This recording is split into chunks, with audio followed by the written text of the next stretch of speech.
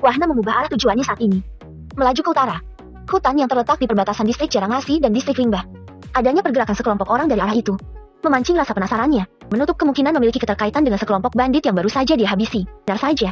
Begitu Wahna mengamati area sekitar dari ketinggian pohon, sekelompok orang itu memang bagian yang tidak terpisahkan dengan kawanan bandit sebelumnya. Ke utara dari pohon tempat Wahna berada, berdiri sebuah bangunan kecil sewing. Di sekitarnya, berkerumun 200-an orang dengan pakaian serba hitam.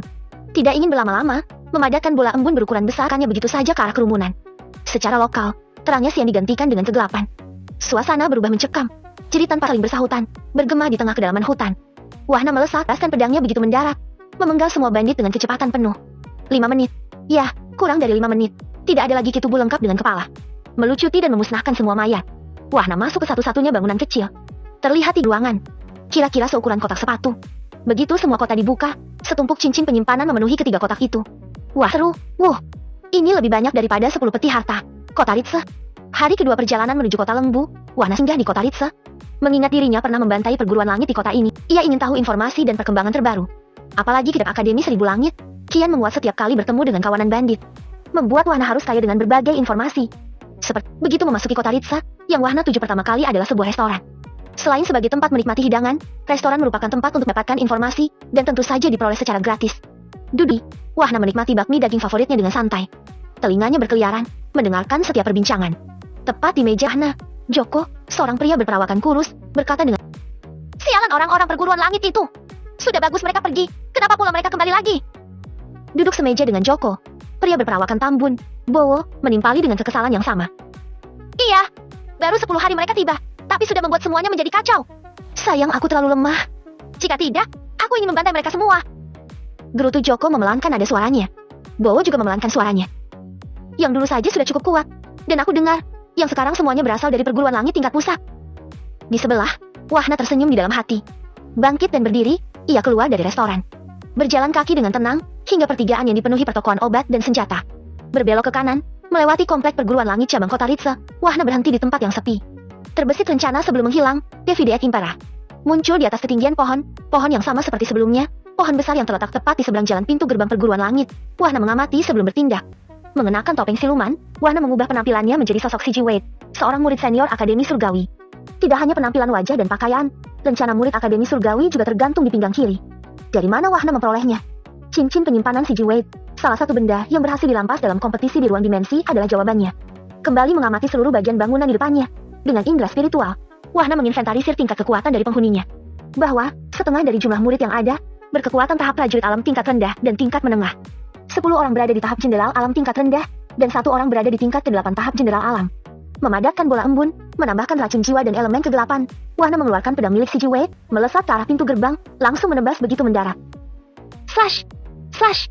Slash! 5 suara tebasan terdengar mengiris udara. Diikuti 5 kepala dari para penjaga pintu gerbang lepas dari tubuhnya, terpenggal jatuh dengan suara gemelutuh. Bu! Bu! Bu! Jangankan kesempatan, kelima penjaga gerbang itu tidak tahu bahwa mereka sudah mati. Tidak berhenti, Wahna menghilang, muncul di dalam gedung pelatihan, bangunan paling timur dari komplek perguruan, melemparkan bola embun beracun, pecah di tengah kerumunan. Dengan kecepatan kilat, Wahna menebaskan pedangnya. 120-an murid dibantai dalam kegelapan lokal. Tidak peduli dengan banyaknya mayat yang bergelimpangan, Wahna berjalan ke arah selatan, menuju gedung yang paling besar, tempat di mana para murid biasanya beristirahat atau berkultivasi. "Siapa kamu?" Pekik seorang murid penjaga pintu, mengacungkan pedang ke arah Wahna. Mendapati sosok asing itu tersenyum dan tetap melangkahkan kakinya. Murid penjaga kembali memekik. "Berhen!" Selaras dengan terpenggalnya pekik seruan yang terlontar, terpenggal pula kepala murid penjaga itu, jatuh ke lantai tanah dengan mata membelalak. Di saat yang sama, mendengar pekikan murid penjaga, murid-murid yang berada di dalam bangunan berhamburan keluar, ingin melihat apa yang terjadi. Akan tetapi, seluruh ruangan menjadi gelap gulita secara tiba-tiba. Semua murid mulai meringis, merasakan nyeri di setiap sendi tulang. Jatuh tersungkur tak berdaya. Belum sempat untuk merintih, suara tebasan pedang terdengar memenuhi ruangan. Hingga tidak ada lagi orang yang memiliki kesempatan mengembuskan napas. Selesai dengan barang jarahan dan memusnahkan mayat, Wahna bergegas ke gedung yang paling unik dan tampak megah, bangunan yang terletak paling utara. "Berhenti! Siapa kamu?" Pekik seorang penjaga tahap jenderal alam tingkat kedua, berdiri tegak bersama seorang pria berkekuatan sama. Melihat Wahna tidak menghentikan langkahnya sama sekali, salah satu penjaga bergegas menghampiri, lengkap dengan wajah garang ala penagih utang. Slash! Tebasan pedang menyambut kedatangan penjaga itu, Wahna memenggalnya begitu saja. Tidak bisa tidak, satu orang penjaga yang tersisa tercengang, langsung memekik kencang kemudian. "Penyusup! Penyusup! Ada penyusup!" Sembari terus berteriak, penjaga itu membalikan badan. Tapi tidak dapat melanjutkan langkahnya. Sebilah pedang menghujam punggung, tembus ke dada, melewati jantung. Jelat! Dari bangunan megah itu, 5 orang pria keluar di saat berikutnya. Tapi sayang sungguh sayang, sebilah pedang melewati leher mereka kemudian. Di ujung pintu utama, seorang murid tahap penyempurnaan Ki tingkat ke-7 sudah berlutut dengan celana yang basah. Ampun, senior, aku hanya murid bawahan. Senior, di mana ruang ketua? Tanya Wahna dengan nada galak. Tanpa ragu, dengan tangan gemetar dan derai air mata, murid itu menunjuk jari ke salah satu pintu. Brah! Suara benturan terdengar, selaras hentakan kaki kanan Wahna yang menendang, langsung mendobrak, menyebabkan pintu terlempar, hancur berhamburan ke sekitar. Alangkah terkejutnya Wahna kemudian. Dia melihat seorang pria parubaya sedang berusaha memperkosa seorang gadis belia. Gadis itu menangis histeris, meronta sekuat tenaga, hanya berbalutkan pakaian compang camping, robek di mana-mana, hampir membuka sebagian anggota tubuhnya yang vital. Siapa kamu? Berani sekali mengganggu ketua cabang perguruan langit? Bentak pria itu ketika menoleh, kedua tangannya masih mencengkram pergelangan kaki gadis belia. Tanpa kata, Wahna melesat. Tangan kanannya berayun, meninju secara uppercut. Bam! Tak pelak, pria ketua cabang itu dikirim terbang ke udara, menghancurkan langit-langit, melewati atap bangunan, dan entahlah, tidak terlihat lagi saking tingginya. Gunakan ini. Mengatakan itu, Wahna melemparkan jubahnya, menatap iba kepada gadis yang meringkuk setengah telanjang. Dan tepat pada saat ini, pria ketua cabang jatuh dari ketinggian, menembus atap, menghancurkan langit-langit, menumbuk lantai ruangan. Bu! Seteguk darah dimuntahkan, sang ketua cabang tergeletak telentang, tak berdaya dalam kondisi telanjang. Menghampiri ketua cabang, kaki kiri Wahna berayun, menendang pinggang pria itu, meluncurkannya keluar gedung, menghancurkan beberapa dinding papan kayu yang tebal. Terpelanting beberapa kali di tengah halaman, sang ketua cabang terseret paksa oleh lajunya sendiri. Berhenti ketika membentur sebongkah batu, darah kembali disemburkan setelah itu. Masih berusaha bangkit dari posisinya yang telentang dan telanjang. Ketua cabang menatap ngeri ke arah sosok yang menghampiri. Kamu? Siapa kamu? Tapi kemudian, ketua cabang membelalakan matanya dengan tidak percaya. Dia melihat lencana murid Akademi Surgawi, tergantung jelas di pinggang sosok tak dikenal itu. Sang ketua cabang benar-benar tidak habis pikir. Mengapa murid Akademi Surgawi yang merupakan sekutu bagi Akademi Seribu Langitnya, justru ingin membunuhnya? Kamu murid Akademi Surgawi? Aku murid Akademi Seribu Langit? Kenapa kamu melakukan ini? Pekik salah ketua cabang, membuka dan memastikan identitasnya. Wahna tidak mengatakan apapun. Begitu tiba di sisi ketua cabang, dia menendang telur kehidupan yang bersembunyi di antara pangkal paha pria itu. Ketua cabang menjerit kencang sekencang-kencangnya, spontan mencengkeram area selangkangannya. Dengan tatapan dingin, Wahna berjongkok di sisi ketua cabang yang sudah mengecilkan tubuhnya sendiri, menahan sakit di area sensitifnya. Plak! Suara pukulan terdengar berulang-ulang. Entah berapa kali tamparan yang dilayangkan Wahna ke wajah ketua cabang. Menjerit dan menjerit, hanya itu yang bisa dilakukan ketua cabang, hingga kepalanya bengkak seperti kepala babi berlumuran darah. Menoleh ke arah murid yang masih berlutut di ujung pintu, Wahna memanggil kasar dengan mata mendelik. Kamu! Sini! Tidak berani menunda. Mengabaikan celananya yang basah dengan bau pesing, murid itu berlari menghampiri, berlutut di depan Wahna, dipisahkan oleh posisi ketua cabang yang terkapar. Apa kau tahu siapa aku? Tanya Wahna dengan mata melotot, sangat sesuai dengan wajah si Jiwei yang tampan sekaligus durjana. Dengan suara bergetar dan tubuh gemetar, murid itu berkata. Kata ketua cabang, senior adalah murid Akademi Surgawi. Kamu boleh pergi. Usir Wahna melambai keluar. Tidak mungkin salah dengar, sebelum murid gila dari Akademi Surgawi ini berubah pikiran. Dalam sekejap, murid itu berlari tunggang langgang tanpa harus bertanya. Lagi. Baru saja ketua cabang membuka mulut. Tapi tiba-tiba, pandangannya berputar-putar, lalu melihat tubuhnya sendiri yang telanjang di kejauhan. Wahna sudah memenggalnya tanpa peringatan. Membalikan badan, Wahna menghampiri gadis belia yang berdiri tertegun di ujung pintu, sedang memandangnya dengan tatapan penuh rasa terima kasih. Terima kasih, Tuan Muda. Tolong bawa aku bersamamu. Tuan Muda, aku tidak memiliki siapa-siapa lagi. Aku bersedia menjadi pelayanmu. Ucap gadis itu memohon. Berlutut seketika, berderai air mata. Kini Wahna yang tertegun, tidak menyangka. Gadis belia berpala sangat cantik di hadapannya, justru ingin mengikutinya. Apakah tidak ada orang tua atau saudara? Tanya Wahna dengan tersenyum. Ingin tahu lebih lanjut. Meraih kedua bahu gadis itu, memaksanya untuk bangkit. Gadis belia itu menggelengkan kepala, lalu berkata dengan terisak. Keluargaku dibunuh oleh murid-murid dari perguruan cabang ini. Mendengar ini, hati Wahna terasa menyusut. Dadanya seakan sesak. Sungguh di luar dugaan, bahwa entetan peristiwa buruk telah menimpa gadis ini. Berapa usiamu? Wahna bertanya lagi. 15 tahun, Tuan Muda. Jawab gadis belia itu, tetap menundukkan kepalanya. Menyeka air mata yang masih terus mengalir di pipi gadis itu, Wahna berkata. Apakah kamu mau menjadi adikku? Gadis itu terdiam, isaknya tertahan. Dan tepat ketika kepalanya mendongak, tepat pula Wahna merobek wajahnya sendiri, menampilkan rupa yang sejati. Mendapati wajah Wahna yang jauh lebih muda, dan cenderung lebih menunjukkan aura bersahabat, pun lebih tampan dari sebelumnya. Gadis belia itu terpana. Apakah kamu mau menjadi adikku? Panggil aku kakak. Kebetulan aku 1 tahun lebih tua darimu. Ujar Wahna tersenyum hangat, lalu mengingatkan ketika melihat gadis itu hendak berlutut. Dilarang berlutut di depan kakakmu. Tidak ada kata, gadis itu menangis terseduh, memeluk Wahna seketika, sangat erat, sambil berkata berulang-ulang dalam isaknya. Kakak, terima kasih. Terima kasih. Terima kasih. Wahna memeluk balas, membelai rambut panjang gadis itu dalam helaan napas. Tersenyum wajahnya, namun hatinya benar-benar merasa tersayat. Seketika, wajah Dira Rahmu melintas di pelupuk mata. Wahna tidak sanggup membayangkan akan seperti apa dirinya jika adik perempuannya mengalami nasib tragis yang serupa. Mengembuskan napas panjang, seraya melepas pelukan gadis itu, Wahna bertanya. Siapa namamu? Namaku Tisi. Kak. Jawab gadis itu, menyeka air mata. Isaknya mulai berhenti. Hanya Tisi? Tanya Wahna sekali lagi. Melihat gadis itu menganggukkan sebagai jawaban, Wahna memperkenalkan diri. Namaku Wahna, Wahna Rahmu. Karena kamu adalah adikku, maka namamu adalah Tisi Rahmu. Apakah Tisi keberatan? Tanya Wahna sambil tetap tersenyum. Lagi, Tisi memeluk Wahna semakin erat, mengucapkan kata terima kasih berulang-ulang sambil menangis. Sudah, Tisi sekarang aman bersama kakak. Ayo ikut kakak. Ujar Wahna menenangkan, bergegas membawa Tisi ke tepi bangunan, melompat melewati pagar komplek perguruan. Sementara Wahna dan Tisi berada di tempat lain, pintu gerbang komplek perguruan langit mulai dipenuhi kerumunan orang.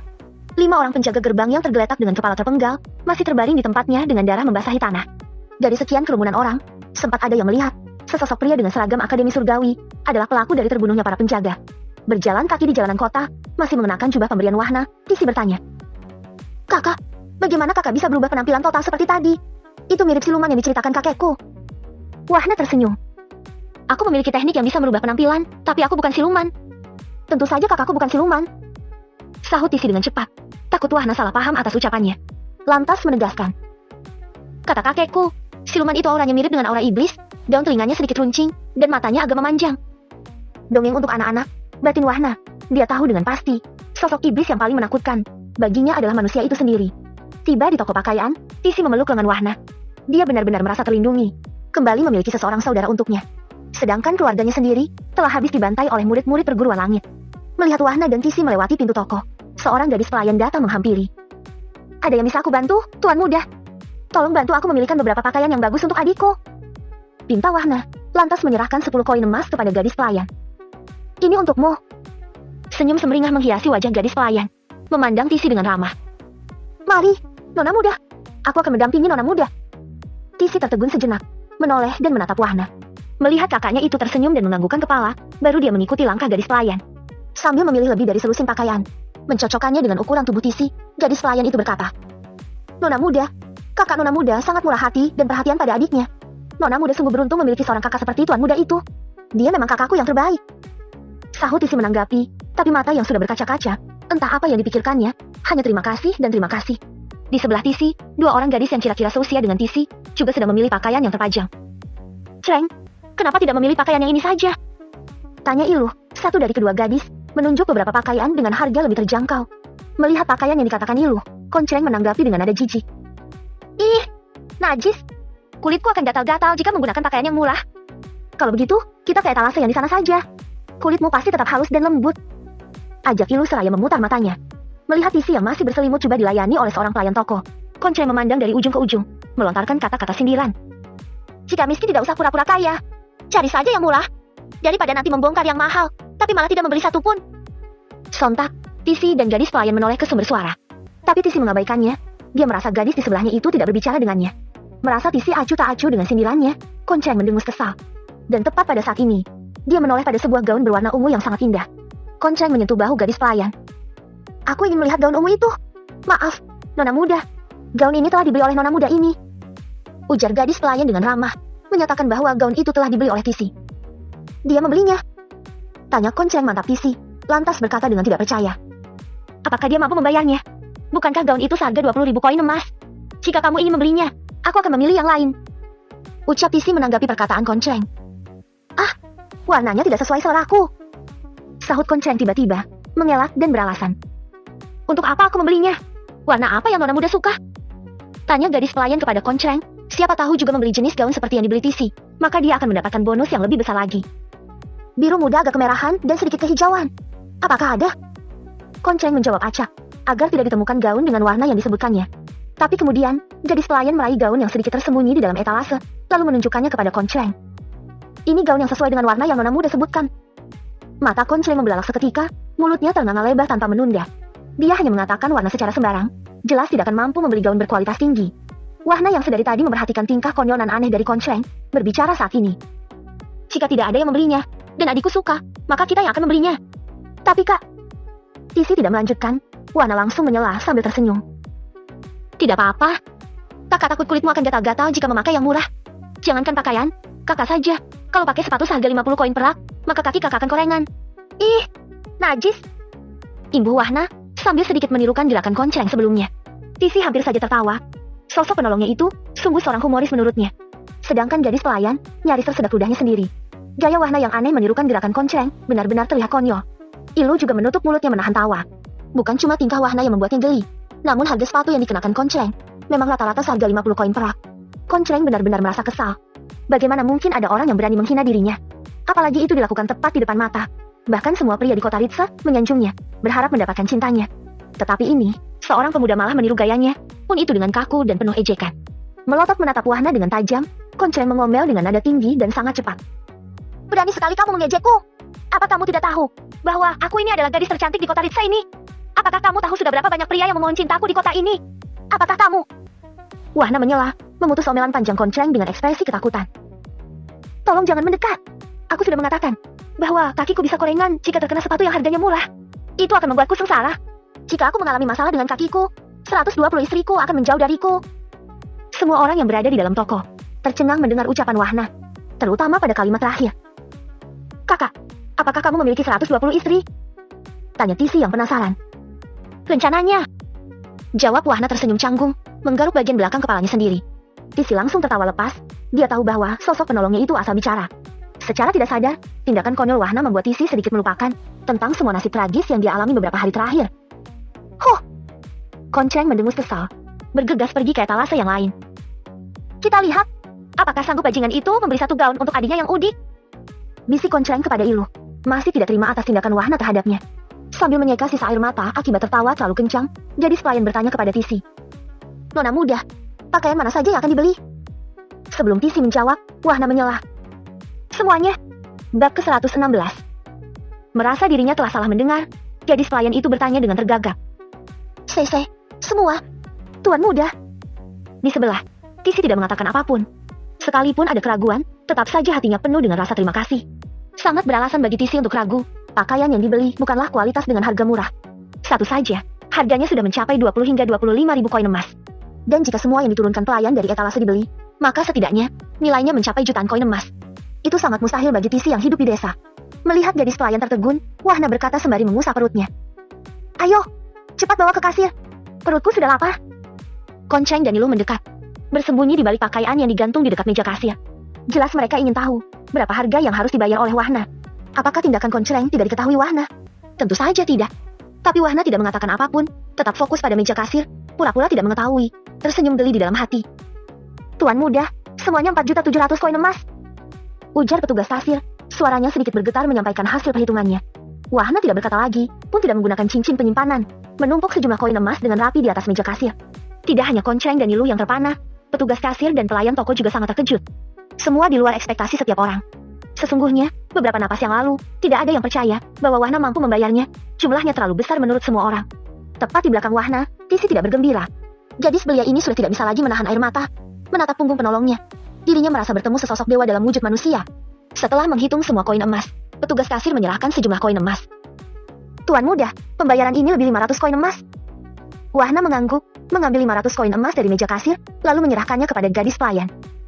Ini untukmu, dan tolong bantu adikku untuk mengganti pakaiannya. Gadis pelayan itu tercengang. Jantungnya serasa ingin melompat keluar. Tetapi lebih cepat daripada kilat, dia tersadar kembali, membungkuk sembari berkata. Baik, tuan muda. Menoleh ke arah Tisi, dengan senyum indah yang berseri-seri, gadis pelayan itu permisi. Mari, nona muda. Dia memberi tip 500 koin emas. Bukankah itu 500 koin emas? Gumam Konceng tanpa sadar. Suaranya terdengar jelas oleh semua orang di sekitar. Sesaat kemudian, melihat Tisi telah berganti pakaian dengan mayoritas warna ungu, Wahna sedikit terpana.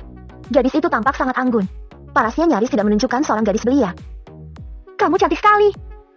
Sanjung Wahna tersenyum, mengacungkan jempol kanannya. Tisi tersipu dan menunduk. Kakak, terima kasih. Tidak berlama-lama, Wahna mengajak Tisi ke sebuah restoran. Tidak jauh dari toko pakaian. Wahna sangat tahu, adik angkatnya itu menahan lapar. Dari cerita Tisi di meja restoran, Wahna tahu lebih jauh, bahwa kini, Tisi adalah gadis sebatang kara. Bermukim di sebuah desa kecil, sebuah tempat terpencil yang masih menjadi bagian wilayah Ritsa. Namun 3 hari yang lalu, murid-murid perguruan langit tiba-tiba menyerang desa. Mereka tidak mendapatkan koin emas atau benda berharga yang diinginkan. Tisi adalah orang yang paling tidak beruntung. Keluarganya habis dibantai, dijadikan contoh oleh para murid perguruan langit, agar penduduk desa yang lain tidak membangkang. Tisi pun ditangkap di hari pembantaian keluarganya itu.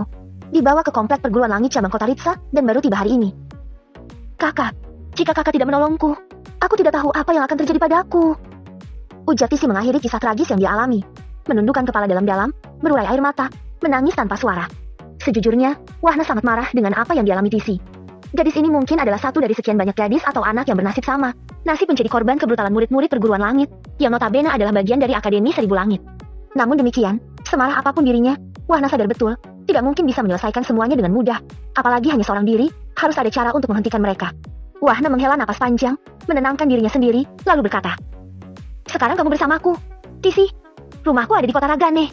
Apakah Tisi mau tinggal bersama adik-adikku yang lain di kota Ragane?" Tisi menganggukkan kepala. "Aku akan mengikuti apa yang kakak katakan." Di tengah perbincangan lirih antara Wahna dan Tisi, beberapa pengunjung lain tampak riuh, sibuk membicarakan peristiwa yang menimpa perguruan langit di kota mereka. "Aku tidak menyangka, ada seseorang yang membantai perguruan iblis laknat berdebah itu," kata seorang pengunjung, lengkap dengan sumpah serapah kebencian kepada perguruan langit. Pengunjung yang lain menimpali. "Aku sangat mendukung siapapun orang yang melakukannya. Kalau bisa, semua murid dari perguruan keparat itu dimusnahkan. Mereka selalu membuat kekacauan." Mendengarkan percakapan para pengunjung restoran, Tisi memandang Wahna penuh makna.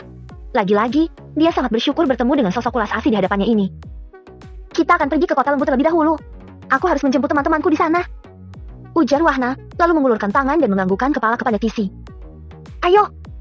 Mengikuti jalan menuju arah kota lembu, mau tidak mau, Wahna dan Tisi kembali melewati gerbang perguruan langit.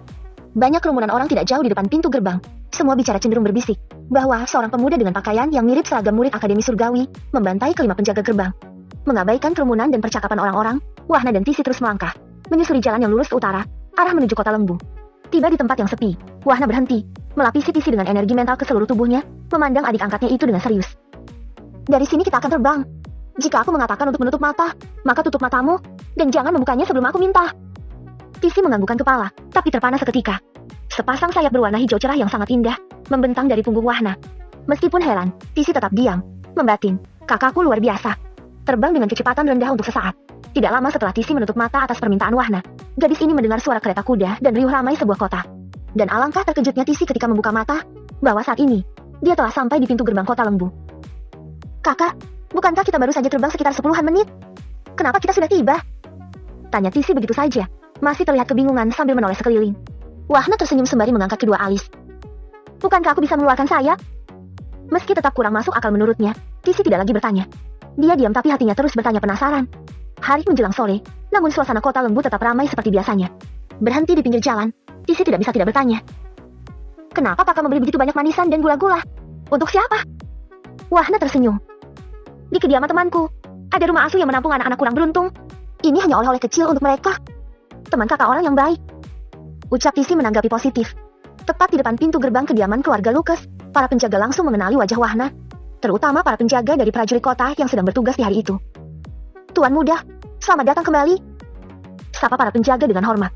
Wahna tersenyum mengangguk. "Apakah semua baik-baik saja?" "Semua aman terkendali, Tuan muda," jawab salah seorang penjaga. Baru saja Wahna dan Tisi memasuki pintu gerbang, Siwi, gadis cilik yang sedang bermain, langsung berteriak, berlari menghampiri, melompat ke pelukan Wahna. "Kakak Wahna Data Aang." "Kakak, kenapa lama sekali? Aku merindukanmu," keluh Siwi, semakin memeluk erat, seakan tidak ingin berpisah sama sekali. Wahna tersenyum, membelai lembut bagian belakang kepala gadis cilik di gendongannya. "Kakak sedang ada kesibukan. Apakah Siwi suka manisan dan gula-gula?" Siwi langsung menegakkan kepala, mengedipkan matanya berulang-ulang. "Apakah kakak membelikanku?" Wahna mengangguk, mengeluarkan gula-gula berwarna merah muda, menunjukkannya di depan gadis cilik itu. Seketika, Siwi menyambarnya, tapi tetap tidak mau turun dari gendongan Wahna, justru semakin melingkarkan kedua tangan kecilnya ke leher kakak tercinta. "Saudaraku, akhirnya kamu kembali," sapa Lucas bergegas menghampiri Wahna. "Selamat datang, Tuan muda," sapa Marda dengan hormat, sang pimpinan prajurit kota yang bertugas di kediaman keluarga Lucas. Demikian pula dengan Patriark Lukimin dan para tetua keluarga, bergegas menghampiri dan menyambut kedatangan Wahna. Dari rumah asuh, melihat Wahna sedang berdiri sambil menggendong Siwi di kejauhan, Lucy mengerutkan kening. Untuk memastikan dirinya tidak sedang berhalusinasi, Lucy berteriak memanggil, "Wahna!" Ketika Wahna menoleh, Lucy langsung berlari menghampiri, memeluk Wahna dengan erat. Berkata sambil terisak, "Aku menunggumu. Aku selalu menunggumu." Wahna membeku, tidak bereaksi sama sekali, menyunggingkan senyum ke arah semua orang. Melihat cucunya yang memeluk Wahna di depan banyak orang, Patria Klukimin terbatuk kering. Uhu, uhu, uhu. Menegakkan kepala, mengedarkan pandangan ke sekeliling. Menyadari bahwa dirinya sedang ditatap banyak pasang mata, Lucy langsung melepaskan pelukannya. Wajahnya yang cantik langsung memerah menahan malu. Begitu melihat Tisi berdiri diam di sebelah, Lucy menatap Wahna dengan sorot mata bertanya. Wahna tersenyum. "Perkenalkan, ini adikku, Tisi Rahmu." Tisi bereaksi, segera sedikit membungkuk ke hadapan semua orang. "Bukankah kamu pernah mengatakan bahwa adik perempuanmu berumur 10 tahun? Tanya Lucy sedikit penasaran. "Nanti aku ceritakan," ucap Wahna, menyerahkan Siwi kepada Lucy, bergegas menuju aula keluarga bersama Patriark Lukimin dan yang lain. Duduk di ruang aula keluarga, Patriark Lukimin segera membuka pembicaraan. "Tuan Muda, rumah harapan yang Tuan Muda inginkan, dan juga merupakan impian kami sejak lama, kini telah berdiri. Semuanya melebihi harapan kami, Tuan Muda. Kami sangat berterima kasih." Wahna tersenyum mengangguk. "Patriark tidak perlu terlalu sopan padaku. Cucu Patriark adalah saudaraku, jadi anggap saja aku cucu Patriark juga." Mendengar tanggapan Wahna, Patriark Lukimin tersenyum semeringah. Hatinya berbunga-bunga, seolah sedang melayang ke angkasa. Tentu Patriark Lukimin tidak menyangka dan tidak berani berharap bahwa orang yang mampu membuat penguasa kota lembu berlutut dan mengirimkan prajurit kota untuk menjaga keluarganya, kini bersedia menjadi bagian dari keluarganya. "Tuan Muda, terima kasih. Yang tua ini akan selalu mengingatnya," tegas Patriark Lukimin pun tetap dengan sangat sopan. Wahna memandang Lukas. "Bagaimana lahan perkebunan? Apakah mendapatkan hasil panen kali ini?" "Saudaraku, terima kasih. Meski panen tidak seberapa karena sebelumnya rusak oleh bandit perguruan itu, tapi sudah cukup memuaskan dan membantu perkembangan usaha keluarga," jelas Lukas. Senapas kemudian, Lukas menambahkan, "Tapi, saudaraku, aku dengar lebih dari 1 minggu yang lalu, mereka datang kembali dari pusat kota distrik. Meskipun belum membuat kekacauan, jelas, kami dan penduduk yang lain sangat khawatir. Kekuatan mereka sangat tinggi." Marda segera menimpali. "Tuan Muda, kekuatan ketua cabang yang baru kali ini berada pada tahap jenderal alam tingkat menengah." Pimpinan prajurit kota di kediaman Tuan Kota mengatakan bahwa mereka sedang berusaha menjalin hubungan kerjasama dengan Tuan Kota dalam beberapa hari terakhir. Tapi Tuan Kota menolaknya. "Lukas, apakah rumah judi itu buka kembali?" Tanya Wahna beralih topik tiba-tiba, mengejutkan semua orang yang hadir. Lucy menyela dalam pertanyaan. "Apa hubungannya rumah judi dengan para murid perguruan cabang itu?" "Tentu saja ada," sahut Lukas, menegaskan dengan ekspresi kepercayaan diri tingkat tinggi. "Rumah judi itu dikelola oleh mereka. Aku sebagai Raja Dadu yang termasyhur kurang dari sehari, tentu saja telah menghancurkannya. Apakah kalian tidak tahu itu?" Ibu Lukas bertanya dengan kening berkerut, tapi memperjelas kemudian. "Sudah pasti tidak. Karena aku belum memberitahu siapapun." "Kota, untuk apa kamu bicara panjang lebar tapi tidak menjawab inti pertanyaan?" Hardik Lucy seketika melotot galak memandang Lukas. Leo, ayah Lukas, sangat ingin memukul kepala putra semata wayangnya itu. Dia sendiri sangat heran. Kenapa anak laki-lakinya ini selalu bertingkah konyol? Wahna tertawa, memandang Lukas, berkata dengan kedua alis terangkat sesaat. "Bagaimana kalau kita sedikit memberi hiburan kepada mereka? Saudaraku, bukankah wajahku sudah terkenal di kota kedua?" Tanya Lukas ragu-ragu. Wahna melambaikan tangannya. "Kita pikirkan nanti." Mengalihkan pandangan ke arah Marda, Wahna bertanya. "Berapa kira-kira jumlah mereka yang datang dari kota distrik?" Dengan hormat Marda merinci yang dia ketahui. "Dari informasi yang kami terima, sekitar 120 orang, Tuan Muda. 100 berada pada tahap prajurit alam berbagai tingkatan, dan 8 orang berada di tahap jenderal alam tingkat rendah. 1 orang di tingkat kelima, dan 1 orang lagi di tingkat ke-6 puncak tahap jenderal alam."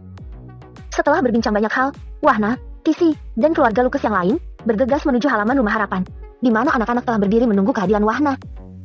"Kakak Wahna, aku ingin belajar bela diri. Aku ingin bisa terbang seperti kakak. Aku ingin terbang cepat, Kak." Berbagai kata sapaan sekaligus keinginan terlontar begitu saja dari semua anak, mengerubungi posisi Wahna, berebut untuk saling mendekat. Wahna tersenyum hangat, melayani semua anak dengan sabar, membagikan manisan dan gula-gula yang ia beli di pinggir jalan. Melihat pemandangan ini, senyum hangat muncul di wajah cantik Tisi, selaras dengan mata indahnya yang berkaca-kaca. Dipertemukan dengan Wahna adalah anugerah dari alam semesta menurutnya. "Kakakku yang terbaik," batin Tisi, menyeka air matanya yang menetes begitu saja. "Namaku Lucy. Bagaimana kamu bisa bertemu dengan Wahna?" Tanya Lucy tersenyum ramah, menghampiri dan duduk di sebelah Tisi, agak jauh dari tempat anak-anak berkumpul. Tisi sedikit membungkuk. "Aku Tisi, Kak." Tisi menyampaikan peristiwa pahit yang dialaminya beberapa hari yang lalu, hingga dirinya diselamatkan Wahna di saat-saat kritis. Tak pelak, derai air mata membasahi pipinya yang halus. Ingatan kesedihan dan pilu muncul kembali. Ketidakberdayaan menghadapi kebrutalan para durjana yang membantai keluarganya tidak akan pernah pupus di benak Tisi. Mendengarkan tiap kata dari ucapan Tisi, Lucy tidak mampu menahan kesedihannya. Air matanya mengalir tanpa disadari. Memeluk Tisi dengan erat, berkata lirih dengan suara sedikit terisak. Aku menjadi saudaramu, Tisi. Bab ke-117. Ketika malam tiba, Wahna dan Lucas melangkah keluar dari komplek kediaman, mengambil jalan ke utara, menuju kota kedua dari kawasan kota Lembu. Saudaraku, bagaimana jika mereka mengenali kita? Tanya Lucas ragu-ragu, ekspresinya menunjukkan kekhawatiran. Melihat situasi tidak ada siapapun di jalanan, Wahna mengeluarkan sebuah benda dan berkata, "Pakai ini." Lucas mengerutkan kening, meraih benda aneh dari tangan Wahna, memperhatikan dengan seksama, membolak-balikan rambut palsu di tangannya, matanya berkedip dengan tatapan bingung. Bukankah benda ini rambut seseorang? Kepala siapa yang kau kuliti secara utuh hingga rambutnya? Gumam Lucas tanpa menoleh, lalu bertanya begitu saja. Bagaimana cara menggunakannya? Wahna hampir tersedak mendengar pernyataan bodoh teman botaknya itu. Ingin sekali ia menampar kepala Lucas. Mendesah di dalam hati. Aku lupa jika dunia ini tidak mengenali. Sini. Selaras dengan kata itu, Wahna meraih rambut palsu di tangan Lucas, meletakkannya di kepala botaknya, menata dan menyesuaikannya dengan rapi. Terlihat sudah pas, sebuah benda hitam seukuran ujung jari kelingking, juga ditempelkan di pipi kanan Lucas, tepatnya di sebelah ujung hidung, serupa tahi lalat yang besar. Pun tidak lupa, kumis imitasi yang tebal panjang melintang, menghiasi wajah Lucas, menambah kesan sangar yang menggetarkan jiwa. Melihat penampilan Lucas yang seram sekaligus lucu, Wahna hampir tertawa lepas. Namun dengan cepat dia mengendalikan diri, menahannya sedemikian rupa. Mengenakan topeng siluman, Wahna mengubah penampilannya menjadi sosok si Jiwei. Lalu berkata seraya menyodorkan sebuah lencana murid Akademi Surgawi. Gantung lencana ini di pinggangmu. Seakan tidak mendengar apapun, Lucas masih terpana. Memandang Wahna dari bawah hingga ke atas, dan dari atas hingga ke bawah. Bertanya dengan mata melebar. Saudaraku, bagaimana kamu bisa menyamar menjadi orang lain seperti ini? Bahkan auramu juga berbeda dari yang aku kenal. Kamu juga sama. Ayo cepat gantung lencana ini. Ujar Wahna dengan tidak sabar. Melihat lencana di tangannya, Lucas langsung berseru. Bukankah ini lencana murid Akademi Surgawi? Dari mana kamu mendapatkannya? Wahna menyeringai, sudut mulutnya sedikit melengkung. Aku mengambilnya dari peserta yang ikut kompetisi antar akademi. Hahaha, aku mengerti sekarang. Lucas tertawa jahat, tersenyum menyeramkan ketika berkata. Sekalipun kita membuat kekacauan di tempat bandit perguruan itu, maka mereka akan menyalahkan murid Akademi Surgawi. Hahaha, saudaraku, idemu sangat brilian. Puji Lucas mengacungkan jempol. Seringai kejam terlihat jelas di wajahnya yang sangar. Tiba di kota kedua, Wahna dan Lucas bergegas ke sebuah penginapan. Penginapan itu adalah penginapan yang sama. Kala Lucas menjadi sosok raja dadu di rumah judi. Mendengar harga sewa kamar dari petugas resepsionis, Lucas tidak bisa tidak bertanya. Kenapa harganya tiba-tiba naik? Maaf, Tuan Muda. Kami dengan terpaksa harus menaikkan harga. Ada kenaikan pajak terbaru dari perguruan langit. Jawab seorang pria parubaya menyela, berdiri di sebelah petugas resepsionis. Pajak terbaru? Ulang Lucas, alis kirinya terangkat tinggi, ujung kumisnya sedikit bergerak. Pria parubaya itu mengangguk, menjelaskan dengan ekspresi permohonan maaf. Benar, Tuan Muda. Sejak 1 minggu yang lalu harga ini diberlakukan, dengan pajak sebesar 20% dari harga sewa. Mengeluarkan koin emas sejumlah yang harus dibayar, Wahna berkata. Baiklah, kebetulan kami hanya menginap untuk 1 malam saja. Setelah mendapat kunci, Wahna dan Lucas tidak segera masuk ke kamar sewa, melainkan bergegas menuju rumah judi, tidak jauh di sebelah barat penginapan. Namun sayang, begitu tiba di depan rumah judi, tidak ada aktivitas apapun di sana. Semua tampak kosong dan terlihat kotor tidak terawat. Sika! Sial! Padahal kita akan menguras koin emas mereka. Desah Lucas mendecakkan lidah. Wahna tidak mengatakan apapun, dan kembali ke penginapan. Sambil membuka pintu kamar sewa, Wahna bertanya. Seberapa jauh kota distrik? Jika tidak singgah di kota Gogak dan kota Ririt, sekitar 18 hari dengan kuda. Jawab Lucas. Kotak Gogak? Ulang Wahna, merasa pernah mendengar nama kota itu. Lucas memperjelas. 2 hari perjalanan dari kota Lembu adalah kota Gogak. 3 hari perjalanan dari kota Gogak adalah kota Ririt. 13 hari perjalanan dari kota Ririt. Nah, itu kota distrik Carangasi. Kamu tunggu di sini. Jangan keluar sebelum aku kembali. Pinta Wahna dengan tatapan serius. Tepat ketika Lucas hendak bertanya, Wahna menghilang dari hadapannya. Menerka di dalam hati, orang ini pasti punya rencana. Kisaran 20-an menit kemudian, Wahna muncul kembali di dalam ruangan, membuat Lucas membuka matanya dari meditasi. Kita ke kota Gogak. Ucap Wahna sambil melangkahkan kaki keluar kamar. Lucas tertegun, merasa bingung dengan perkataan Wahna, bertanya heran. Sekarang? Melihat Wahna mengangguk dan tidak menghentikan langkahnya, Lucas menjadi tambah bingung, bergegas mengikuti Wahna. Sampai di depan penginapan, Wahna bertanya lirih. Ke arah mana ke kota Gogak? Lucas mengubah arah pandangnya sebagai jawaban, arah barat, bertanya penasaran dalam langkahnya mengikuti Wahna. Kenapa tiba-tiba kita ke kota Gogak? Bukankah kita baru saja masuk penginapan? Dan tepat pada saat ini, tampak beberapa orang sedang terburu-buru menuju arah timur, arah yang berlawanan dengan langkah Wahna dan Lukas. Menoleh ke belakang, Lukas menyipitkan mata. Bahwa orang-orang telah berkerumun di banyak titik, cenderung dekat dengan pintu gerbang komplek perguruan langit cabang Kota Lembu. Terletak tidak jauh di sebelah timur penginapan, terpisah jarak beberapa bangunan saja. Menoleh ke arah Wahna, Lukas berbisik. Apakah kamu sedang melakukan permainan? Sedikit. Jawab Wahna singkat. Keluar dari gerbang barat kota kedua, Wahna dan Lukas tidak mengambil jalan utama, melainkan berbelok arah ke kanan, menyusuri jalan setapak di pinggiran hutan. Menghentikan langkah, Wahna bertanya. Ke arah mana kita selanjutnya? Lukas langsung mengerti, Wahna akan membawanya terbang tinggi. Menjawab cepat. Kita terus ke utara jika memulai dari dini. Melapisi Lukas dengan energi mental, mencengkeram pergelangan tangan kiri temannya itu, Wahna mulai melayang ke udara, diikuti sepasang sayap angin yang muncul perlahan dari punggung. Silih berganti, Wahna terbang dan berteleportasi. Dan tentu saja, dia selalu memberi peringatan kepada Lukas untuk menutup mata.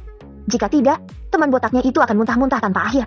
Patut diketahui, teknik teleportasi yang Wahna miliki bukanlah teknik yang dapat digunakan sesuka hati. Selain ada batasan siapa yang bisa dibawa, Wahna menanggung beban vitalitas dari setiap orang yang turut serta. Di samping itu, setiap orang yang turut serta akan menanggung tekanan ruang yang luar biasa. Kekuatan tubuh tidak akan sanggup bertahan dalam hitungan detik. Dalam 5 kali eksekusi teleportasi, gerbang selatan kota Gogak telah terlihat pada jarak 3 km. Wahna tersenyum cerah. Notifikasi sistem terdengar di benaknya. Sistem. Ting. Selamat, Tuan. Teknik teleportasi telah naik tingkat. Level saat ini adalah 8/10. Sebelum waktu ini, notifikasi sistem terdengar berulang kali, menyatakan bahwa telah berhasil membunuh beberapa puluh sosok iblis. Sosok iblis yang mana? Iblis yang berada di ruang dimensi milik Akademi Seribu Langit.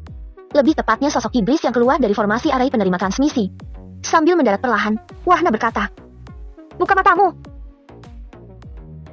Begitu mata terbuka, gerbang selatan kota Gogak terlihat jelas tidak jauh di depan. Sambil menggosok mata, Lukas berseru, "Secepat ini? Bukankah ini lebih cepat daripada buang air?" Mengabaikan tatapan Lukas yang membelalak, Wahna berkata sambil melangkah. "Lukas, kamu cukup pandai berakting. Dengan penampilan murid Akademi Surgawi, kita akan masuk ke komplek perguruan langit cabang kota Gogak." Lukas menyeringai, menegakkan badan dengan bangga. "Serahkan padaku.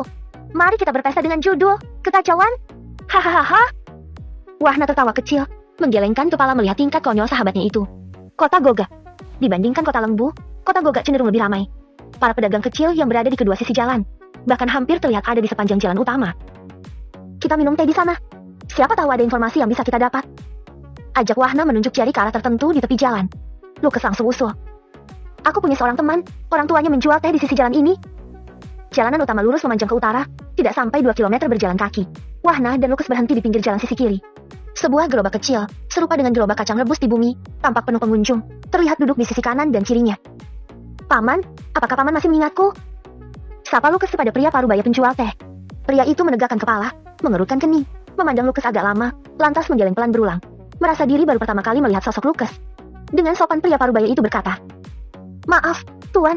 Mungkin Tuan salah orang. Aku baru kali ini melihat Tuan." Mendengar tanggapan pria penjual teh, Wahna tertawa kecil, berkata kepada Lukas melalui telepati, "Botak, bagaimana mungkin dia bisa mengenalimu? Sekarang kamu sudah berambut dengan tahi lalat yang besar." Mendengar suara Wahna di benak, kedua tangan Lukas terangkat, memegang kepalanya sendiri, baru menyadari bahwa dia masih menggunakan rambut palsu. Menepuk ringan dahinya sendiri, Lukas berdalih, "Ah, tentu saja paman lupa. Aku teman Sidik, putra paman. Tapi karena kita hanya bertemu sekali, dan rambutku tidak sepanjang ini, jelas paman tidak mengingatnya." "Oh, jadi Tuan adalah teman Sidik? Mari silakan duduk. Aku akan membuatkan teh. Sebentar lagi Sidik akan kemari." Sahut pria penjual teh dengan ramah, tapi tetap saja, dia tidak bisa mengingat siapa sosok Lukas. Bersama beberapa orang yang lain, Wahna dan Lukas duduk di atas deretan batu pembatas jalan, menikmati secangkir teh beraroma wangi. Di antara beberapa orang itu, tampak berbincang seraya memelankan suara. Seolah mereka sangat berhati-hati, sesekali melihat ke kanan dan ke kiri. "Dema, seorang pemuda dewasa, berkata geram dengan ekspresi kesal. "Aku benar-benar sudah muak dengan murid-murid perguruan bela diri itu. Mulai minggu depan, mereka akan menaikkan uang keamanan kota. Benar-benar gerombolan sialan." "Sama," timpal Mengko di sebelah, duduk di sisi kanan Dema, melontarkan pertanyaan. "Yang membuatku bingung, kenapa Tuan Kota tidak mengambil tindakan? Bagaimana akan bertindak?" Sahut Dema, lalu menegaskan. "Meski Tuan Kota seorang tahap jenderal alam tingkat menengah, dia hanya seorang diri. Sedangkan dari perguruan bela diri itu, kini menambah jumlah kekuatan tahap jenderal alam. Tentu saja Tuan Kota akan ditekan oleh mereka." Mengko mendesah dalam helaan napas. "Kita hanya bisa menunggu dari kota distrik atau kerajaan. Semoga ada seorang yang mampu menyelesaikan masalah ini. Kita semua tentu berharap begitu." Sambung Dema, pun mengembuskan napas panjang sebelum berkata, "Tapi jumlah mereka terlalu banyak. 300-an orang sebelumnya saja. Kita tidak mampu berbuat apapun.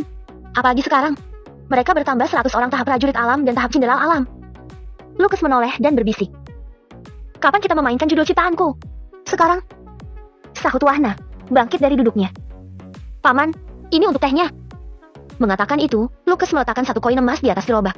Ketika pria penjual teh hendak berbicara, Lucas dan Wahna sudah berlalu pergi menjauh. Membuat pria itu mengembuskan napas penuh syukur, harga 1 cangkir teh hanyalah senilai 1 koin perak. Terima kasih, Tuan. Gumam pria itu, masih menatap arah kepergian Lucas dan Wahna. Perguruan Langit Cabang Kota Gogak. Tidak jauh berbeda dengan komplek Perguruan Langit Cabang Kota Lembu, komplek Perguruan Langit Cabang Kota Gogak juga menghadap ke selatan. Baik luas maupun jumlah dan bentuk bangunan, sama persis komplek Perguruan Langit di beberapa tempat yang lain. Melihat 2 sosok pria terus mendekati pintu gerbang, seorang penjaga maju selangkah, memekik dengan mata mendelik. Berhenti! Tidak sembarang orang boleh memasuki komplek Perguruan Langit Cabang Kota ini. Siapa kalian? Tidak terduga oleh para penjaga gerbang. Dengan mata melotot dan memelintir ujung kumis, Lucas membentak. Apakah matamu buta? Hah? Apa kau tidak melihat lencana akademi ini? Lencana ini menunjukkan utusan khusus akademi.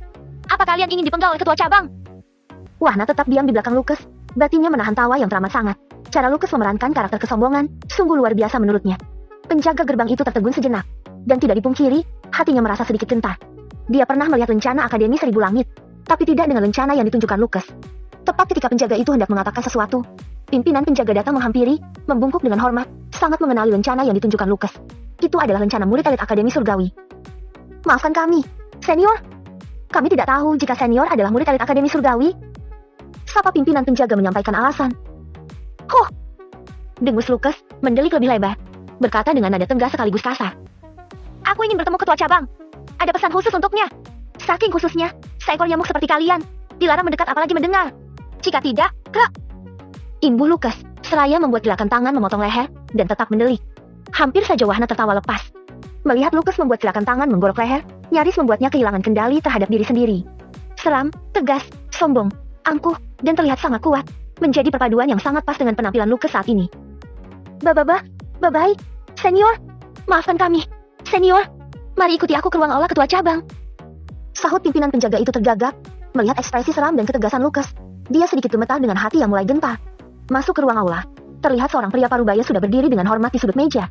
Meskipun kultivasinya tinggi, tapi jabatan Lucas yang menunjukkan lencana murid elit Akademi Surgawi, membuatnya harus bersikap sopan dan hati-hati. Senior, selamat datang di perguruan cabang kami.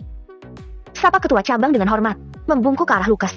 Dengan kedua tangan terlipat di belakang punggung, Lucas menatap ketua cabang dari ujung ke ujung, berkata dengan pipi kanan agak berkedut-kedut. Pasti kau melihat kultivasiku yang rendah, bukan? Jangan salah. Imbuh Lucas dengan kesombongan yang tidak berkurang, menegaskan dirinya dengan dada membusung. Aku adalah murid khusus dari wakil ketua Akademi Surgawi. Cucu dari teman kakekku, adalah sepupu dari tetangga Master Akademi Surgawi. Dengan kata lain, aku adalah keponakan dari Master Akademi. Wahna hampir tersedak. Perkataan Lucas tidak karuan dan tidak tentu arah. Meski begitu, ia melihat ketua cabang semakin hormat setelah mendengar ucapan Lucas. Senior tidak perlu khawatir. Aku akan melakukan yang terbaik untuk senior. Apalagi senior adalah keponakan Master Akademi Surgawi. Berarti juga keponakan dari Master Akademi Seribu Langit. Sahut ketua cabang membungkukkan badan. Berarti kedua Master Akademi itu bersaudara, batin Wahna memastikan terka. Santai saja. Duduklah. Ujar Lucas, tetap tidak mengubah ekspresi sombongnya. Duduk dan bertanya kemudian. Aku ingin bertanya beberapa hal padamu. Pertama, apakah perguruan cabang ini sudah menyerahkan setoran kepada perguruan pusat atau kepada akademi? Mendengar ini, Wahna sedikit tertegun. Dia tidak menyuruh Lucas untuk menanyakan hal itu sebelumnya. Tapi pertanyaan Lucas juga sama dengan apa yang dia pikirkan saat ini. Sialan.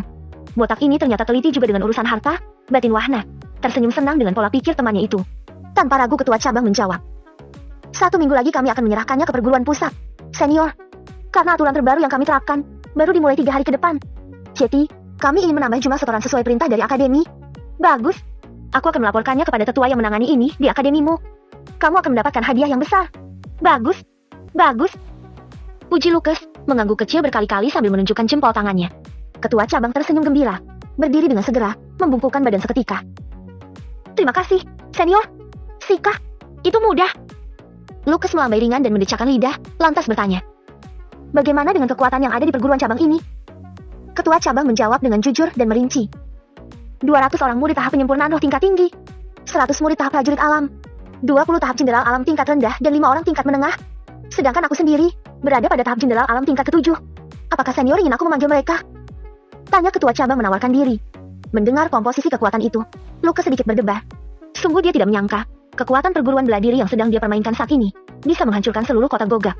Tapi Lucas tetap dengan ketenangannya, pun melekat mimik wajah sombongnya, bertanya lagi. Apakah mereka semua ada di sini?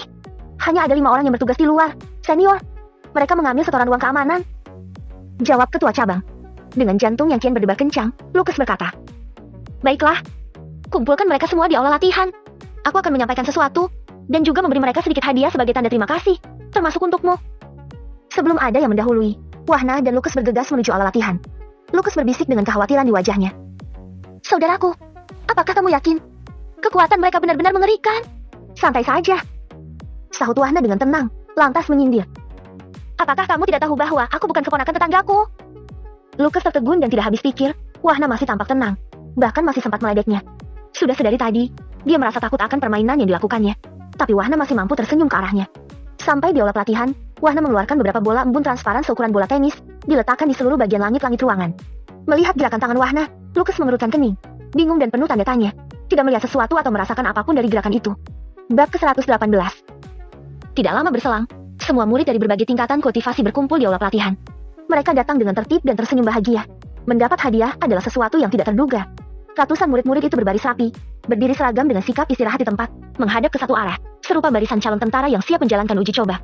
Di depan barisan, Lucas berdiri pada lantai yang lebih tinggi, mengedarkan pandangan dengan tatapan galak, memelintir ujung kumis yang melintang, berdahah mengawali pembicaraan.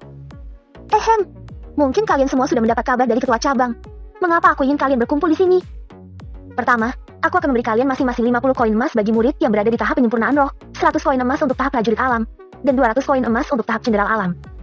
Untuk ketua cabang, tentu jumlahnya sangat spesial. Imbuh Lucas, sedikit melirik ke kanan, melihat sosok ketua cabang, yang saat ini sudah membungkuk tersenyum indah. Tanpa ragu, semua murid berlutut, berucap serempak dengan mata berbinar. Terima kasih, senior. Bangkit. Pekik Lucas tegas. Dagunya terangkat tinggi, dadanya membusung, berdiri tegak penuh wibawa. Berdeham sekali lagi, Lucas bicara penuh penekanan kata dan kepercayaan diri. Bawahanku ini, dia adalah seorang ahli tingkat tinggi. Dia adalah satu dari sekian banyak yang dimiliki oleh kekuatan kita. Jadi hari ini, dia akan menunjukkan sedikit ilmunya kepada kalian semua, agar kalian tahu bahwa aku tidak sekadar bicara omong kosong belaka. Mendengar dirinya disebut sebagai bawahan, Wahna serasa ingin menendang pantat Lucas. Padahal sebelumnya, tidak ada kesepakatan apapun tentang kalimat tersebut.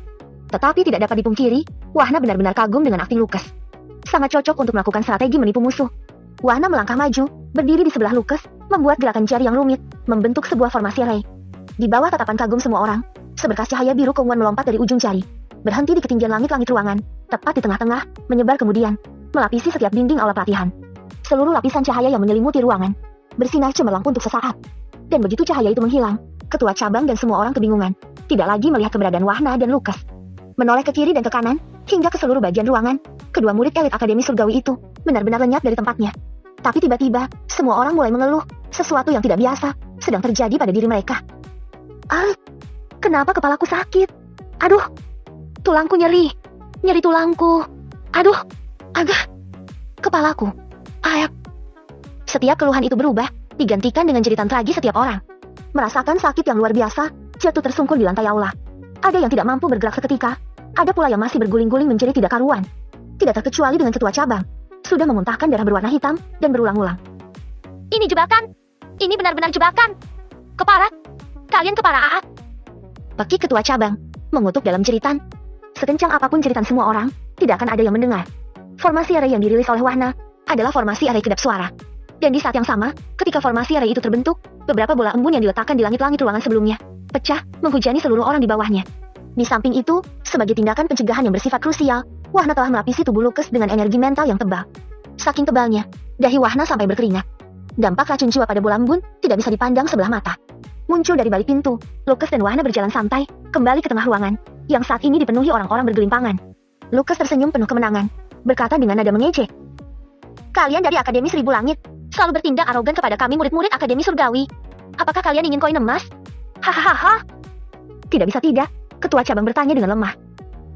Kenapa Akademi Surgawi melakukan ini? Kami selalu bekerja sama dengan patuh. Lucas tidak menanggapi, dia menghunus pedang, menghampiri setiap orang, memenggal mereka yang sudah terkapar tak berdaya. Lucas tergolong sedikit ganas. Sebelum memenggal, dia masih sempat menghujamkan ujung pedang, berulang kali, di paha, di dada, atau di bokong, yang penting menusuk, dan terus menusuk. Dampaknya, para murid semakin menjadi tragis, wajah-wajah penuh ketakutan, tidak dapat disembunyikan sama sekali.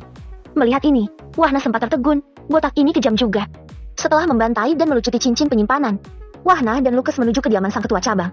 Dengan suara setengah berbisik, Lukas berkata, "Saudaraku, taktikmu benar-benar luar biasa. Baru kali ini, aku merasakan membantai orang-orang yang paling aku benci. Kamu tunggu di sini. Jika para penjaga masuk, katakan bahwa ketua cabang dan kita akan melakukan pertemuan penting." Peringat Wahna, meminta Lukas menunggu di ruang utama. Melihat Lukas mengangguk, Wahna bergegas ke salah satu pintu. Masuk ke ruang kerja sang ketua cabang, langsung menggeledah ruangan itu.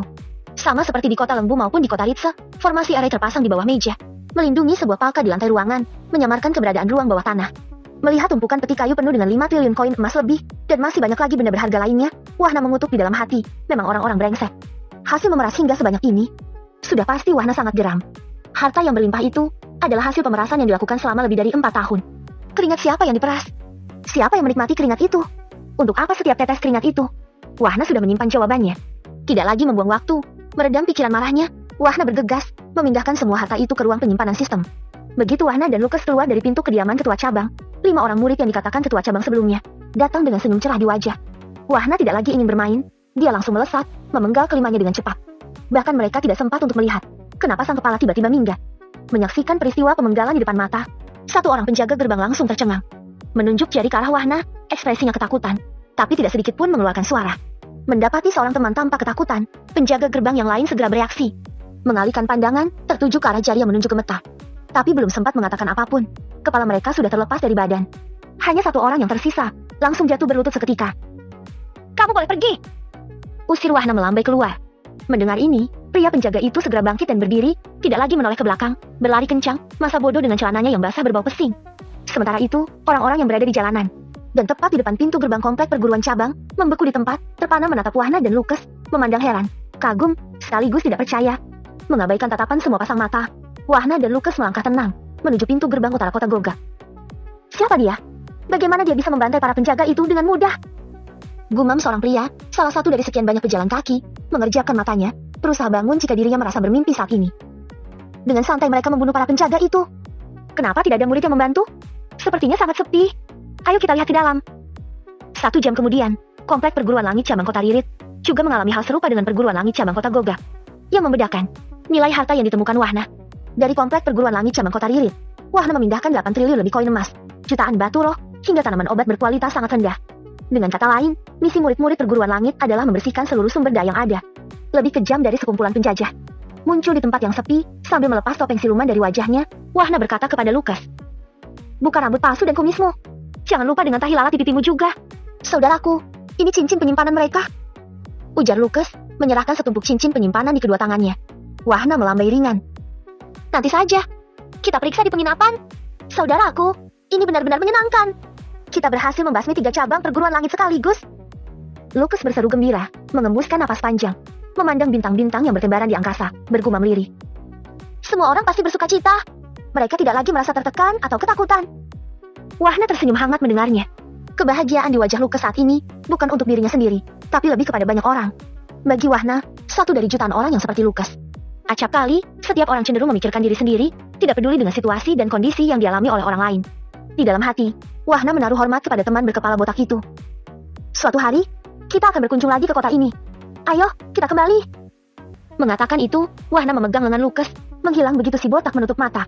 Berita segera menyebar seperti kobaran api. Musnahnya murid-murid perguruan langit di kota Lembu dan kota Goga telah sampai di setiap sudut kota hingga wilayah desa. Tidak ada dari mereka yang simpati, tidak pula ada iba. Semua orang bersorak di dalam hati, merasa bersyukur bahwa ada pihak yang bersedia membantu kehidupan mereka, melenyapkan iblis pemeras dari muka bumi. Lebih-lebih dengan kota Ririt, gaungan berita justru lebih dulu menyebar dari mulut ke mulut. Bahkan salah satu murid yang lari tunggang langgang, menjadi bahan tertawaan banyak orang. Kota Goga. Hampir tengah malam, Wahna dan Lukas kembali memasuki kota Goga. Sudah pasti tidak ada yang mengenali keduanya, penampilan mereka telah kembali pada aslinya. Menghampiri gerobak kecil di pinggir jalan, Lukas bertanya kepada pria parubaya penjual teh. "Paman masih berjualan teh?" Ketika pria itu menegakkan kepala, dia berseru seketika. "Lukas, kapan kamu ke kota ini? Ayo, sini duduk. Lukas, kapan kamu datang?" Sapa Sidik dengan akrab, seorang pemuda, putra dari pria penjual teh, teman baik Lukas. Lukas tersenyum, saling memeluk dengan Sidik. "Baru saja. Bagaimana kabarmu? Beginilah keadaanku sekarang, kamu bisa melihatnya sendiri." Sahut Sidik dengan hela napas, ekspresi terlihat sedih. Lucas menepuk ringan pundak teman karibnya itu, lalu berkata, "Apakah kamu tidak ingin kembali ke kota Lembu?" "Jujur saja, aku dan ayahku sangat ingin. Tapi aku tidak tahu harus tinggal di mana. Di sini saja, aku menyewa sebuah gubuk di pinggiran kota." Ujar Sidik tanpa dahak, kembali mengembuskan napas panjang. "Di rumah harapan saja, masih banyak ada tempat kosong." Wahna menyelah ketika mendengar keluhan Sidik. Melihat ekspresi Sidik, Lucas menepuk dahinya sendiri, segera memperkenalkan Wahna. "Dia teman sekaligus saudaraku, sama sepertimu. Dia adalah pemilik rumah harapan. Rumah itu berada di komplek kediaman keluargaku." Mendengar ini, Sidik berpikir bahwa sosok pemuda di sisi Lucas bukanlah dari keluarga biasa. Langsung menyapa dengan hormat. "Terima kasih, Tuan Muda. Aku, Sidik." Wahna tersenyum, meletakkan cangkir tehnya. "Aku, Wahna." Dengan suasana kota yang tetap ramai, Lucas dan Sidik berbincang banyak hal hingga larut malam. Wahna hanya mendengarkan, sesekali tersenyum mengangguk sebagai jawaban. Dari percakapan keduanya, diketahui bahwa ayah Sidik adalah sahabat karib ayah Lucas, Leo. Sidik dan keluarganya sebelumnya bermukim di kota yang sama dengan Lucas, kota Lembu. Namun 10 tahun yang lalu, terjadi peristiwa tragis yang menimpa Sidik dan keluarganya. Perampokan dari kawanan bandit, merampas habis semua harta benda, termasuk dengan ibu dan keluarga kecilnya, terbunuh kala itu. Singkat cerita, dengan kondisi keluarga Lucas yang terus menurun, Leo, ayah Lucas, tidak bisa membantu lebih banyak. Sesekali berkunjung, memberi beberapa keping koin perak. Bahkan modal untuk berjualan teh saat ini, adalah dari bantuan ayah Lucas. Dari rangkaian cerita itu, baik menurunnya kondisi keluarga Lucas maupun peristiwa pahit yang dialami keluarga Sidik, Wahna menemukan adanya benang merah dengan Akademi Seribu Langit. Apa benang merah itu? Perguruan langit dan kawanan bandit. Dua kelompok serupa tapi tak sama itu, adalah asal mula dari semua rentetan peristiwa. Namun Wahna tidak mengatakan apapun, menunggu keputusan Sidik dan ayahnya. Dia berharap keduanya bersedia tinggal di rumah harapan. Dengan ekspresi menyesal, Sidik berkata kepada Wahna, "Tuan Muda, sebenarnya aku ingin kembali ke kota Lembu. Apalagi Tuan Muda telah menawarkan kami tempat tinggal. Tapi kami masih bingung, bekerja apa kami nantinya di sana. Hei, kenapa tidak bekerja padaku saja?" Lucas menyela seketika, memberi harapan dengan penegasan. "Kebetulan, kakek dan ayahku membutuhkan tenaga tambahan untuk mengolah perdagangan hasil pertanian." Ayah Sidik yang sedari tadi duduk diam memperhatikan, berbicara saat ini. "Lucas, terima kasih, Nak. Tapi kami tidak ingin selalu merepotkan ayahmu. Ayahmu telah membantuku terlalu banyak. Lucas, paman tidak perlu sungkan. Bukankah paman adalah saudara ayahku? Begitu juga dengan Sidik, sudah aku anggap seperti saudaraku sendiri." Sahut Lucas dengan raut wajah membujuk. Sidik dan ayahnya saling bertukar pandang. Lalu Sidik berkata, "Maaf, Lucas. Bukan berarti kami menolak, tapi kami masih memiliki utang di sini. Jadi kami harus membayarnya terlebih dulu. Berapa utangmu?" Tanya Lucas dengan ekspresi tegas. 5 koin emas dan 23 koin perak. Sewa rumah yang belum kami bayar 2 bulan terakhir. Jawab Sidik dengan suara bergetar. Menunduk seketika, matanya memerah berkaca-kaca, seolah tidak mampu lagi menanggung ketidakberdayaan. Lucas meraih tangan kanan Sidik, meletakkan 10 koin emas di telapak tangan sahabatnya itu, berkata tegas, "Bayarkan utangmu." Sidik membeku, begitu mulutnya terbuka. Lucas berkata, "Tidak perlu menolak. Aku memberi karena aku memiliki. Dan aku tidak ingin saudaraku tertimpa masalah di depan mataku." Sidik hendak berlutut, Lucas meraih kedua bahu sahabatnya itu, menghentikannya, kembali berkata tegas, "Ayo, aku dan temanku akan mengantarmu membayar utang itu." Sambil menyeka air mata yang jatuh tanpa sadar, ayah Sidik berkemas, menutup gerobak kecilnya. Sungguh tidak disangka, putra sahabatnya akan memiliki karakter yang sama baiknya. Wahna yang memperhatikan sejak awal, sangat menyukai karakter Lucas, selalu peduli terhadap orang-orang terdekatnya. Bahkan kadang kala, tidak peduli dengan dirinya sendiri. Terlebih lagi, situasi dan kondisi keluarga Lucas, pada dasarnya tidak jauh berbeda dengan keluarganya di kota Ragane, keluarga Rahmu. Hanya waktu dan keberuntungan yang membedakan keduanya. Selesai dengan masalah utang, Lucas dan Wahna mengikuti Sidik dan ayahnya menuju ke sebuah tempat. Dan tiba di depan satu-satunya gubuk terbuat dari kayu, terlihat kecil dan reak. Menurut Wahna, daerah di mana Sidik bermukim bukanlah pinggiran kota, melainkan lebih kepada lahan kosong milik seseorang. Tidak ada tetangga, tidak ada apapun di sekitar, yang terlihat hanyalah semak belukar layaknya pinggiran hutan. "Lucas, terima kasih." Mengatakan itu, Sidik memeluk Lucas erat-erat. Lucas tersenyum, menepuk ringan punggung sahabatnya. "Tidak perlu berterima kasih. Kita adalah saudara. Ingat, kita adalah saudara. Apakah kalian sudah makan? Kebetulan perutku sudah lapar." Imbu Lucas mengalihkan kesedihan yang melanda kedua saudaranya, dan sejatinya, juga kesedihan dirinya sendiri. "Bagaimana jika kita memanggang daging saja?" Wahna menimpali, mengerti dengan makna di balik perkataan Lucas. Keempat pria duduk di atas rumputan liar. Rumput yang tumbuh subur di halaman depan gubuk kayu, lengkap dengan perapian kecil yang menyala. Tidak berselang lama, aroma wangi daging panggang mulai merasuk hidung.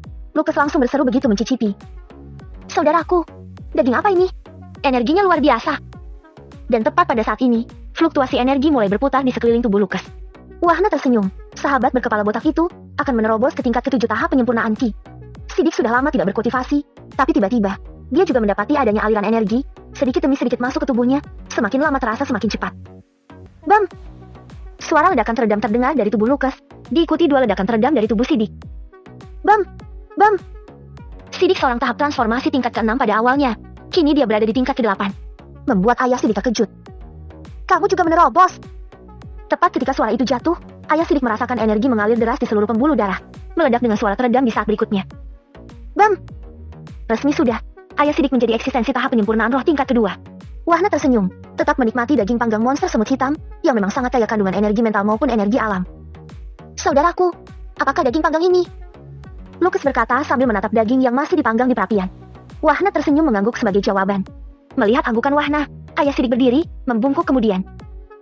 Tuan muda, terima kasih. Kami berdua sudah lama tidak berkultivasi. Sekali lagi, terima kasih. Paman dan Sidik adalah saudara dari temanku. Itu sama artinya, saudaraku juga. Jadi tidak perlu sungkan. Ujar Wahna, sedikit mencondongkan ke depan, lantas mengambil beberapa daging panggang di atas perapian. Mari, kita lanjut makan. Bab ke-119. Kota Lengbu. Tidak menunda waktu, malam itu juga, kelompok 4 orang Wahna berangkat menuju kota Lengbu. Beberapa waktu kemudian, Sidik dan ayahnya tertegun bingung. Keduanya menggosok mata berulang kali, berharap bahwa pintu gerbang keluarga Lukas di depan sana hanya ilusi semata. Mengerti dengan tatapan Sidik dan ayahnya, Lukas segera berkata, "Jangan bertanya padaku. Temanku yang terbang tidak normal ini yang melakukannya." Wahna tertawa kecil, bergegas menuju pintu gerbang.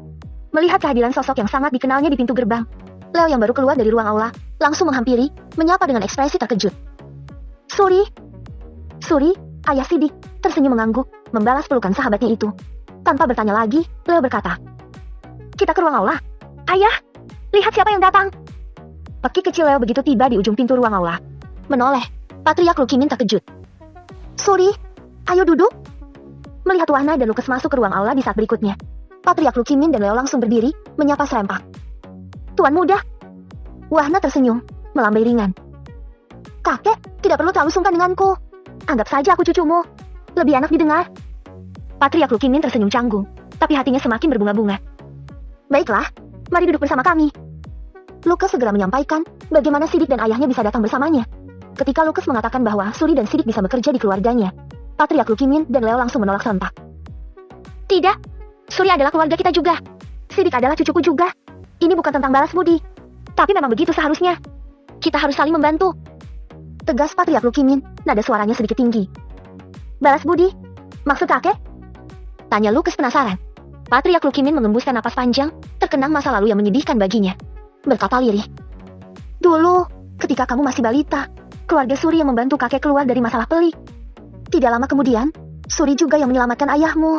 Jika tidak, maka kamu tidak akan pernah tahu seperti apa wajah ayahmu. Paman, Sidik, maafkan aku." Lukas langsung berdiri, membungkuk ke arah Suri, melanjutkan ucapannya. "Aku benar-benar baru mengetahui tentang hal ini. Jika begitu, Paman Suri harus menjadi tetua di keluarga ini." Suri tersenyum. "Itu sudah masa lalu, tidak perlu diingat lagi. Yang penting adalah hari ini, besok, dan yang akan datang. Aku sangat berterima kasih padamu, Lukas, sudah bersedia membantu kesulitan kami di kota Gogak." Leo menatap Wahna dengan ekspresi penuh harap. "Tuan muda, mohon izin agar Sidik dan ayahnya bisa tinggal di rumah harapan untuk sementara." Wahna tersenyum. "Paman Leo, itu bukan rumahku, tapi rumah keluarga ini. Jadi, silakan Paman Leo dan kakek mengaturnya." Leo dan Patriark Lukimin saling memandang penuh syukur. Tapi sebelum keduanya dapat mengatakan sesuatu, Lukas mengeluarkan 2 buah cincin penyimpanan.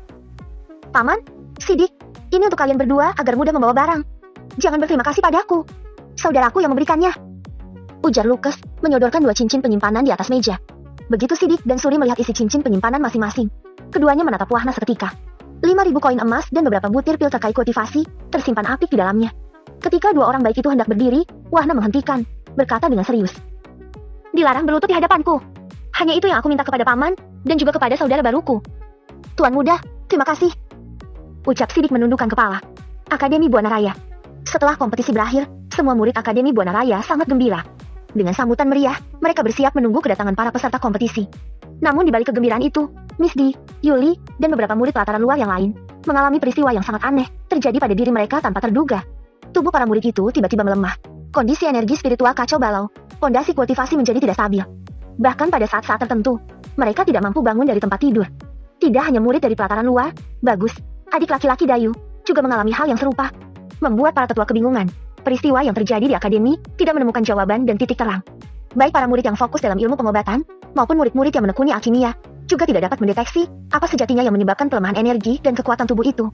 Sesaat setelah memberikan energi bantuan ke tubuh Bagus, lipatan dahi tetua Pon semakin rapat.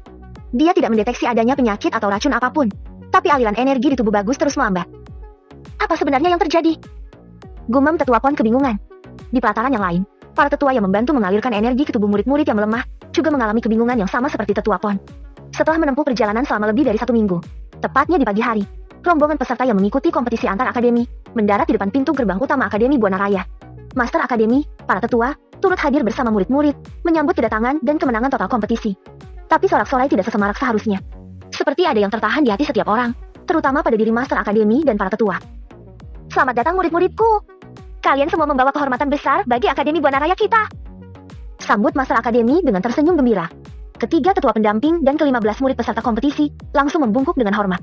Belum sempat ketiga tetua pendamping mengucapkan kata, tetua Pon mengerutkan kening, bertanya seketika. Kemana Panglima Perangku? Jelas bagi siapapun yang hadir, pertanyaan tetua merujuk kepada satu orang. Siapa lagi jika bukan Wahna? Tetua Saning berkata. Ketika kami baru mencapai perbatasan distrik Mesangakara, bocah itu menjemput temannya di Kota Lembu. Kota Lembu? Ulang serempak semua orang, dipertegas oleh Master Akademi. Bukankah kota itu sangat jauh? Tidak bisa berbuat banyak, Master Akademi menambahkan. Baiklah, mari semua masuk ke aula utama dulu. Ketiga tetua dan ke-15 murid yang telah mengikuti kompetisi, bergegas ke aula utama, mengikuti langkah Master Akademi. Tidak banyak murid yang bisa masuk ke aula utama. Hal ini menjadi suatu kehormatan tersendiri bagi mereka. Terlebih dijamu oleh Master Akademi sendiri. Di dalam ruang aula utama, baik Master Akademi, tetua Pon, maupun para tetua yang lain, mendapat gambaran mendetail tentang jalannya kompetisi.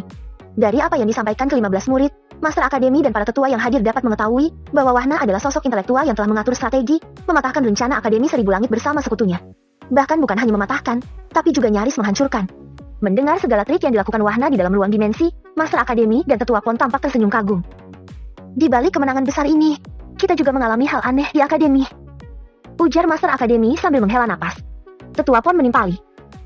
Setelah acara kompetisi berakhir, beberapa murid mengalami kejadian aneh. Tubuh mereka tiba-tiba melemah, dan tidak diketahui apa penyebabnya. Dayu, Bagus juga mengalami hal yang sama. Imbu tetua Pon menatap Dayu. Ekspresinya menunjukkan ketidakberdayaan. Dayu tertegun sejenak, lantas bertanya. Apakah tidak ada yang bisa kita lakukan untuk mengetahui penyebabnya? Baik tetua Pon maupun Master Akademi menggelengkan kepala, dan lagi-lagi menghela napas panjang. Ada sesal dalam hal itu.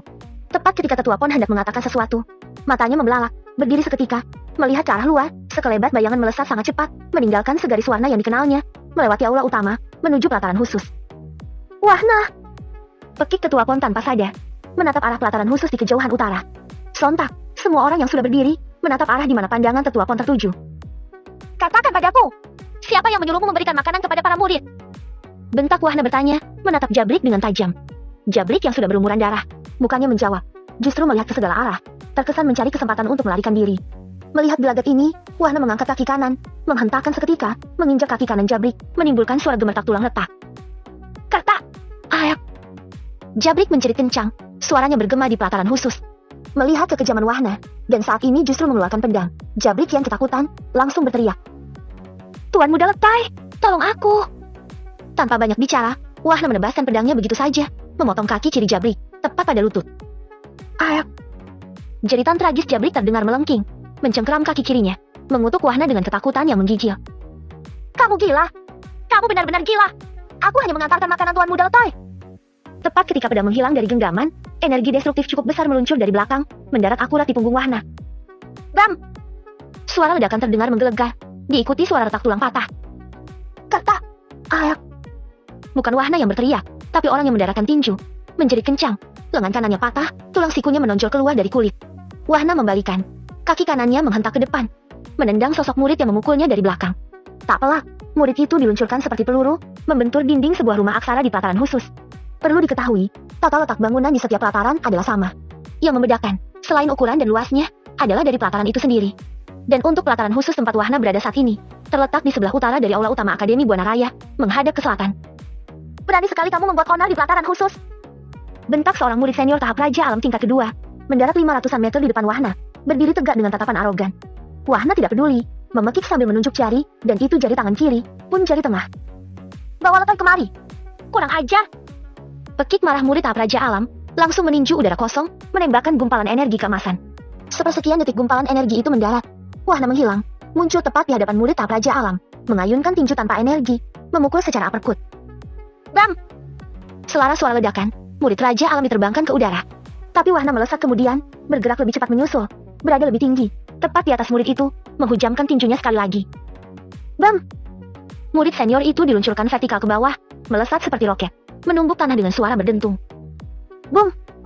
Pelataran khusus bergetar, mengejutkan semua orang yang berada di dalam komplek akademi. Tampak sebuah lubang berbentuk manusia, tercipta di atas halaman.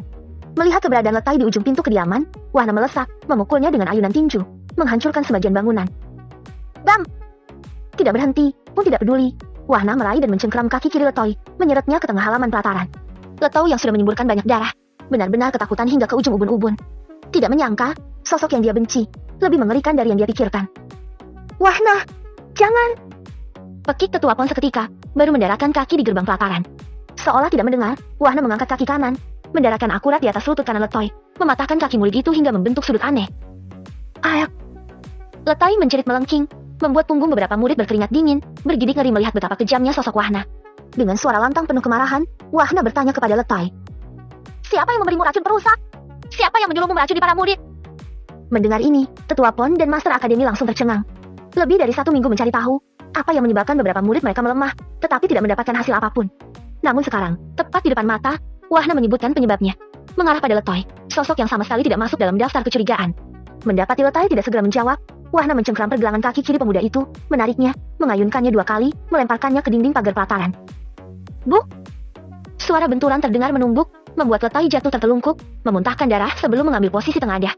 Tepat ketika kaki akan meninggalkan pijakan, Wahana berhenti, mendeteksi adanya serangan cepat dari udara arah kiri. Seketika, dia menoleh, mata dewa. Petir jiwa. Ayak!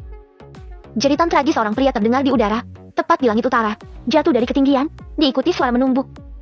Bu! Terlihat jelas, sosok pria itu adalah seorang murid senior tahap Raja Alam tingkat kelima. Jika bertarung tanpa serangan jiwa, sudah pasti bukan lawan tanding bagi Wahana. Serangan jiwa. Batin Master Akademi kian terpana, melihat Wahana melumpuhkan tahap Raja Alam tingkat menengah dengan mudah. Bahkan hanya dengan memandangnya saja, membuat jantungnya sedikit berdebar. Bukan hanya Master Akademi yang tercengang, tapi seluruh tetua juga mengalami hal yang sama. Sedangkan beberapa murid pelataran khusus, menjadi linglung, tidak tahu apa yang terjadi. Padahal Wahana hanya menatapnya sebentar, tapi kekuatan tahap Raja Alam langsung jatuh tidak berdaya. Teman kecil, tenanglah. Ujar tetua pon, langsung berdiri di samping Wahana. Wahana menarik napas panjang, dan berkata, apakah tetua tahu, kenapa teman-temanku di pelataran luar tubuhnya melemah? Itu karena racun perusak. Racun perusak hanya bisa melalui makanan. Tidak menunggu tanggapan tetua pon, Wahana mendekati Letoy, bertanya lagi. Dari mana kamu mendapatkan racun perusak? Jika aku tidak senang dengan jawabanmu, aku akan memotong kedua kakimu, dan memusnahkannya. Mendengar ancaman Wahana, Letoy semakin menggigil ketakutan. Jika anggota tubuh yang dipotong dimusnahkan, maka selamanya dia akan seorang yang cacat. Aku mendapatkannya dari keluarga Wei. Tolong ampuni aku. Tolong, kakak senior. Tolong.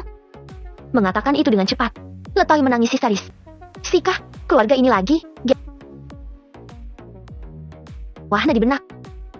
Kenapa kamu meracuni murid-murid akademi? Kini, tetua pon yang bertanya. Letoy semakin ngeri, menjawab tidak karuan. Tetua, ampun, tetua.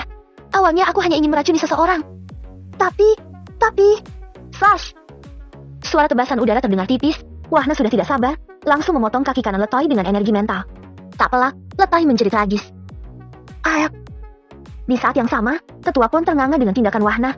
Bukan betapa berani bocah itu memotong kaki Letoy di depan matanya, tapi karena energi mental yang digunakan. Bahkan sebagai eksistensi tahap Satria Suci tingkat keempat, tetua pon hanya mampu menggunakan energi mental dalam bentuk telepati. Dengan gigi terkatup, Wahana menggeram. Jangan menguji kesabaranku. Aku tidak peduli kamu dari keluarga mana. Jika aku bunuh, siapapun kamu, pasti mati. Dan keluargamu tidak akan pernah bisa menghidupkanmu lagi. Aku diminta oleh ajudan Menteri Suwa untuk meracuni putra mahkota. Letoy langsung menjawab cepat. Dia benar-benar takut dibunuh, tidak pernah menyangka bahwa Wahana sejatinya lebih kejam daripada sosok iblis. Merampas cincin penyimpanan Letoy, memeriksanya, Wahana tidak menemukan apapun yang berkaitan dengan sosok ajudan menteri itu. Melihat botol giok dengan warna paling berbeda, Wahana mengambilnya, menoleh ke arah tetua pon. Tetua, mohon agak menjauh. Aroma racun ini juga berfungsi sebagai toksin.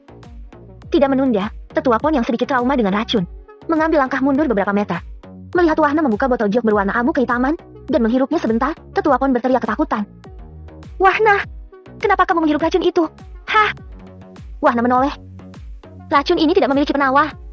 Tapi aku punya. Menghampiri Master Akademi. Berdiri beberapa meter di depannya, Wahna membungkuk. Maaf, Master. Jika ini dianggap sebagai pelanggaran berat, aku siap dikeluarkan. Belum pulih dari keterkejutan sekian rentetan peristiwa di depan mata, kini, Master Akademi lebih terkejut lagi mendengar pernyataan Wahna. Sebelum Master Akademi mengucapkan sesuatu, Tetua Pon menyela dengan sangat marah. Bocah gila! Bagaimana kamu akan keluar begitu saja? Hah? Jika bukan karenamu, maka kami tidak akan tahu bahwa ini adalah racun.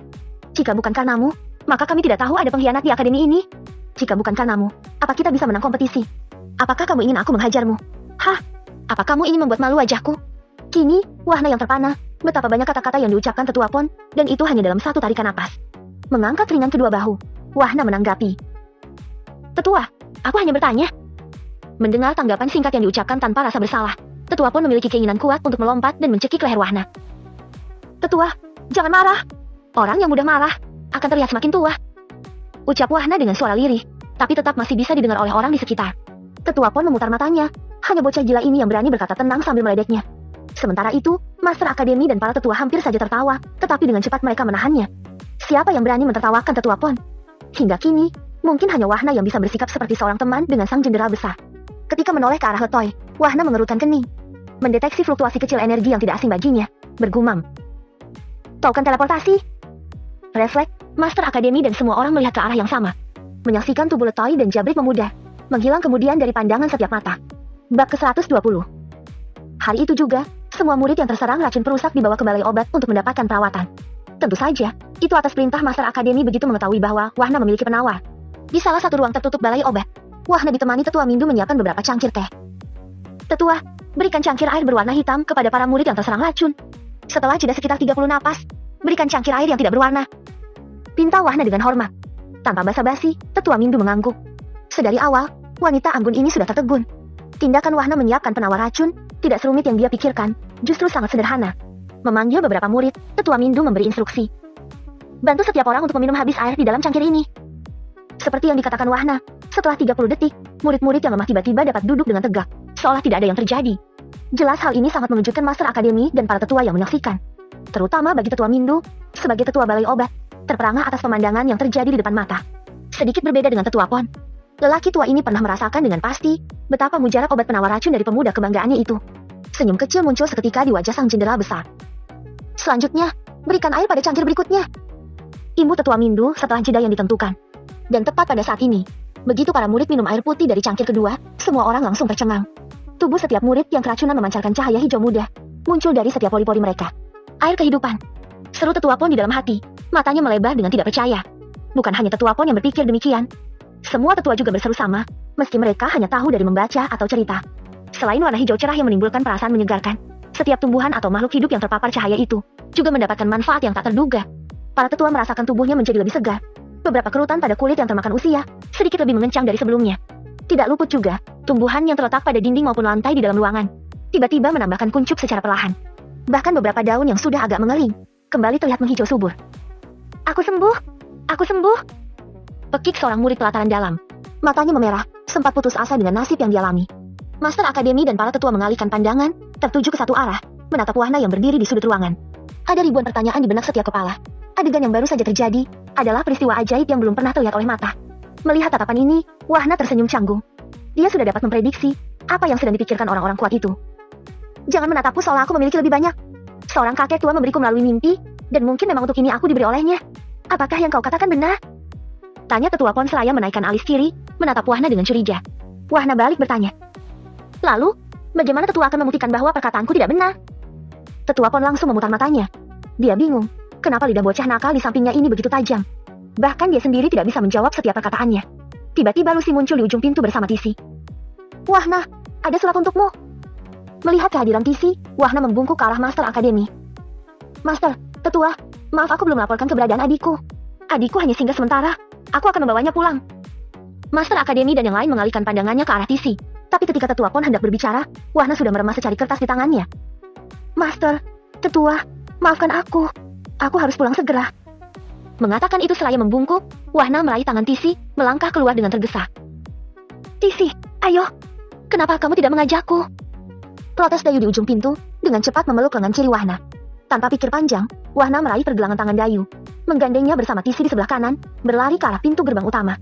Melapisi kedua gadis di sisinya dengan energi mental, Wahna memeluk pinggang keduanya, terbang tinggi ke udara, melesat secepat kilat ke arah barat dah.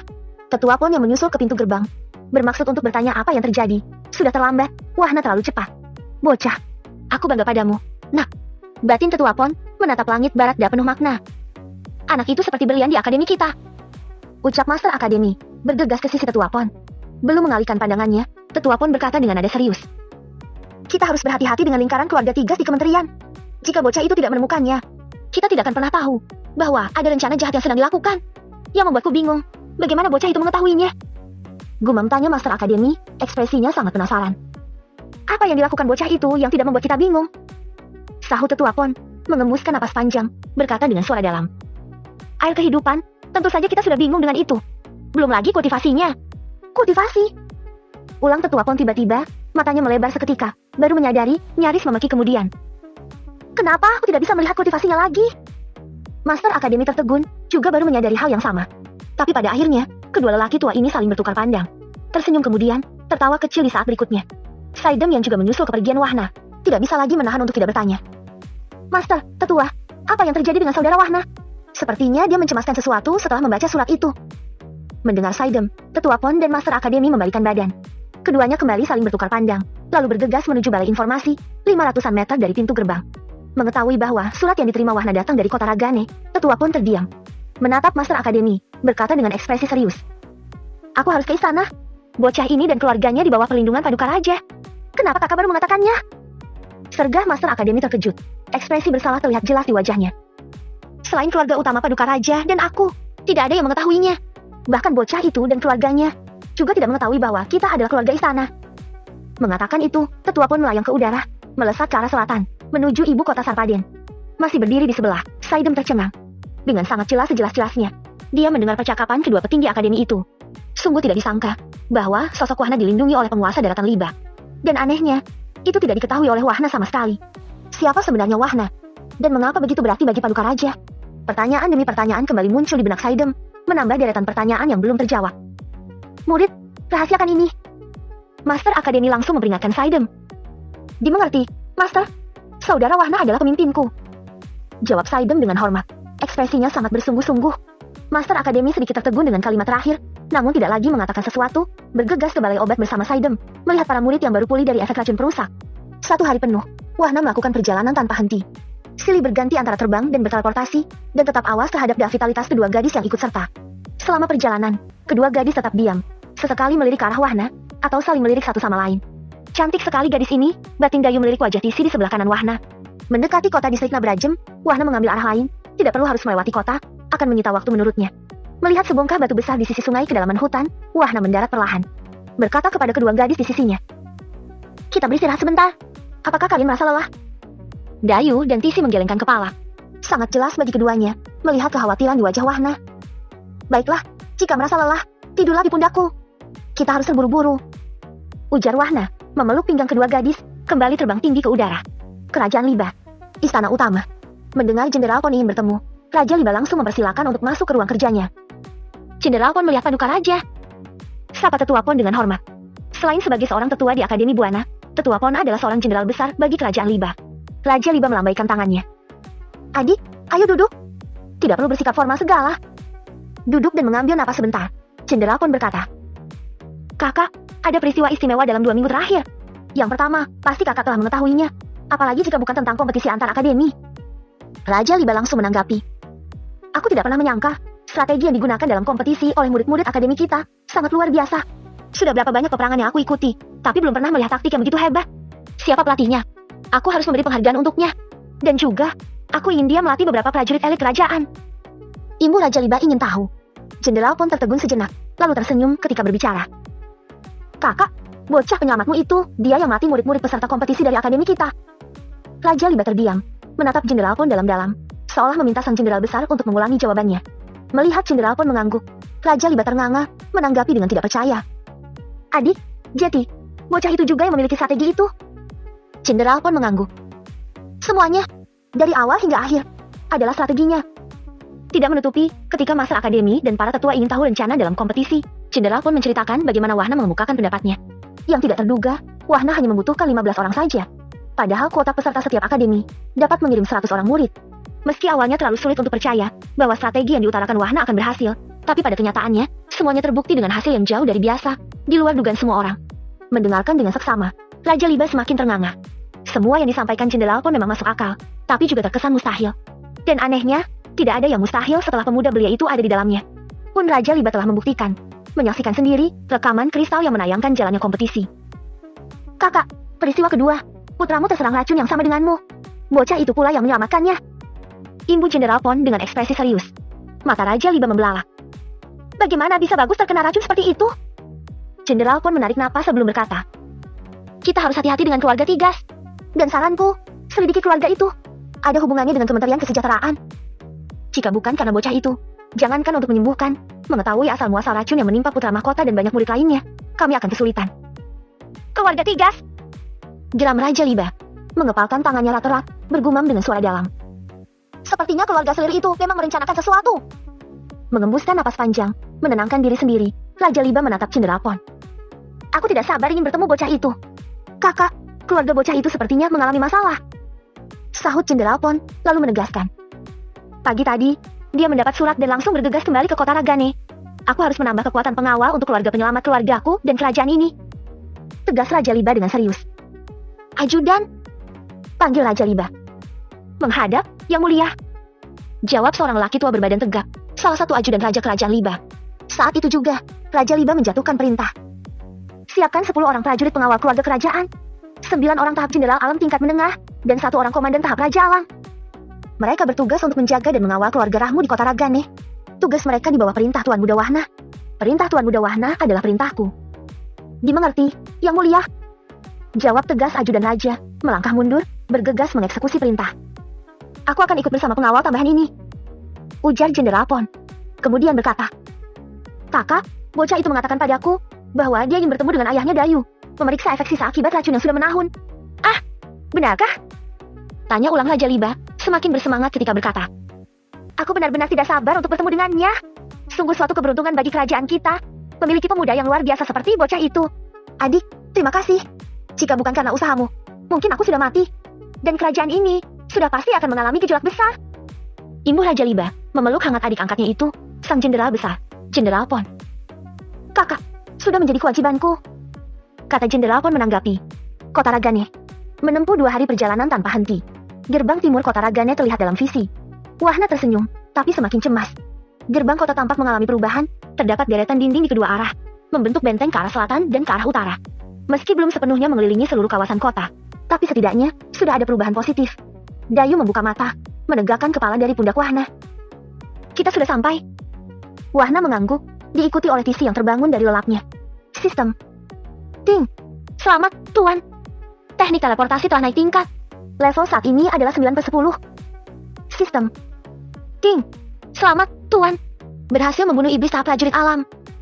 Sistem. Ting. Selamat, Tuan. Berhasil membunuh iblis tahap prajurit alam. Sistem. Ting. Selamat, Tuan. Berhasil membunuh iblis tahap jenderal alam. Sistem. Ting. Selamat, Tuan. Kultivasi telah berhasil menerobos ke tahap raja alam tingkat pertama. Merasakan fluktuasi energi yang sangat kuat dari dalam tubuh Wahna, Dayu dan Tisi bergegas mundur. Kamu menerobos? Dayu langsung berseru. Wahna tersenyum canggung. Dia lupa menonaktifkan tombol otomatis peningkatan kultivasi. Mencari alasan. Karena ada 2 gadis cantik di pelukanku, jadinya tidak sengaja menerobos. Mendengar ini, Dayu Tisi tersipu, wajah keduanya memerah seketika. Mana ada menerobos karena dipeluk gadis? Sahut Dayu dengan ketus, tapi di saat yang sama, wajahnya kian merah merona. Kelompok 3 orang Wahna bergegas memasuki gerbang kota Ragane. Tidak lagi mampir untuk membeli oleh-oleh atau sebagainya. Pikiran Wahna yang cemas, membuatnya melangkah cenderung lebih cepat. Dari kejauhan, Wahna mendapati formasi array dari bendera yang diletakkannya, tetap dalam kondisi aktif. Baginya, ini menunjukkan bahwa keamanan keluarga perlu diwaspadai. Keluarga Rahmu. Melihat kehadiran Wahna, para penjaga segera menyapa dengan hormat. Selamat datang, Tuan Muda.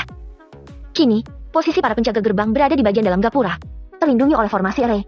Dan tentunya, hal ini akan terlihat aneh bagi kebanyakan orang. Di mana para penjaga gerbang umumnya berada di luar gapura. Wahna tersenyum mengangguk.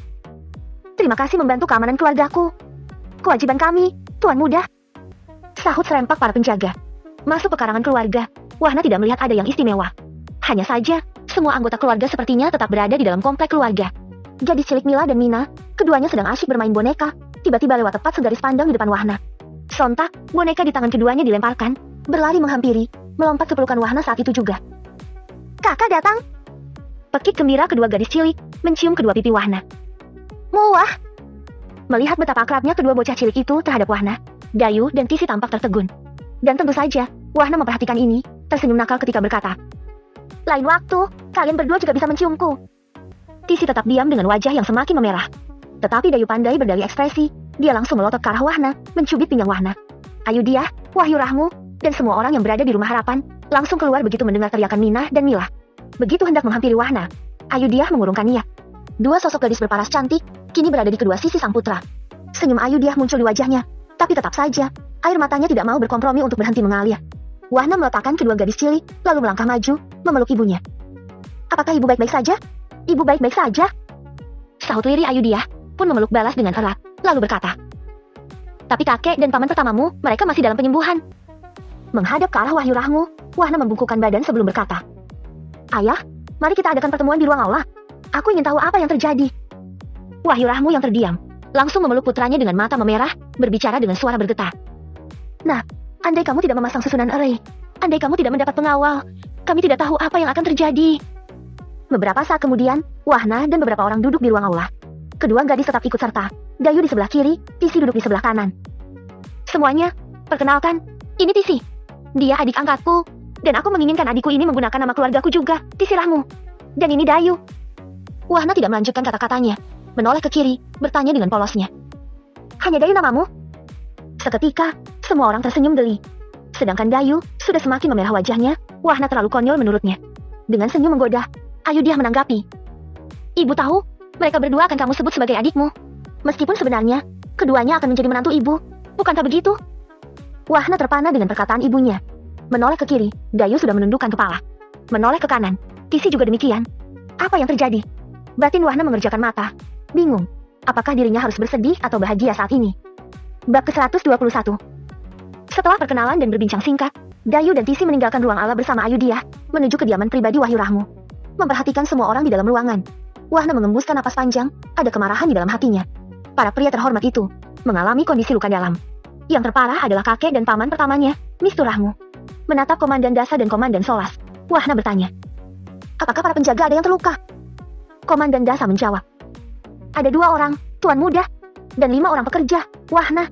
Mereka sedang dalam perawatan di rumah harapan. Sambung Wahyu Rahmu.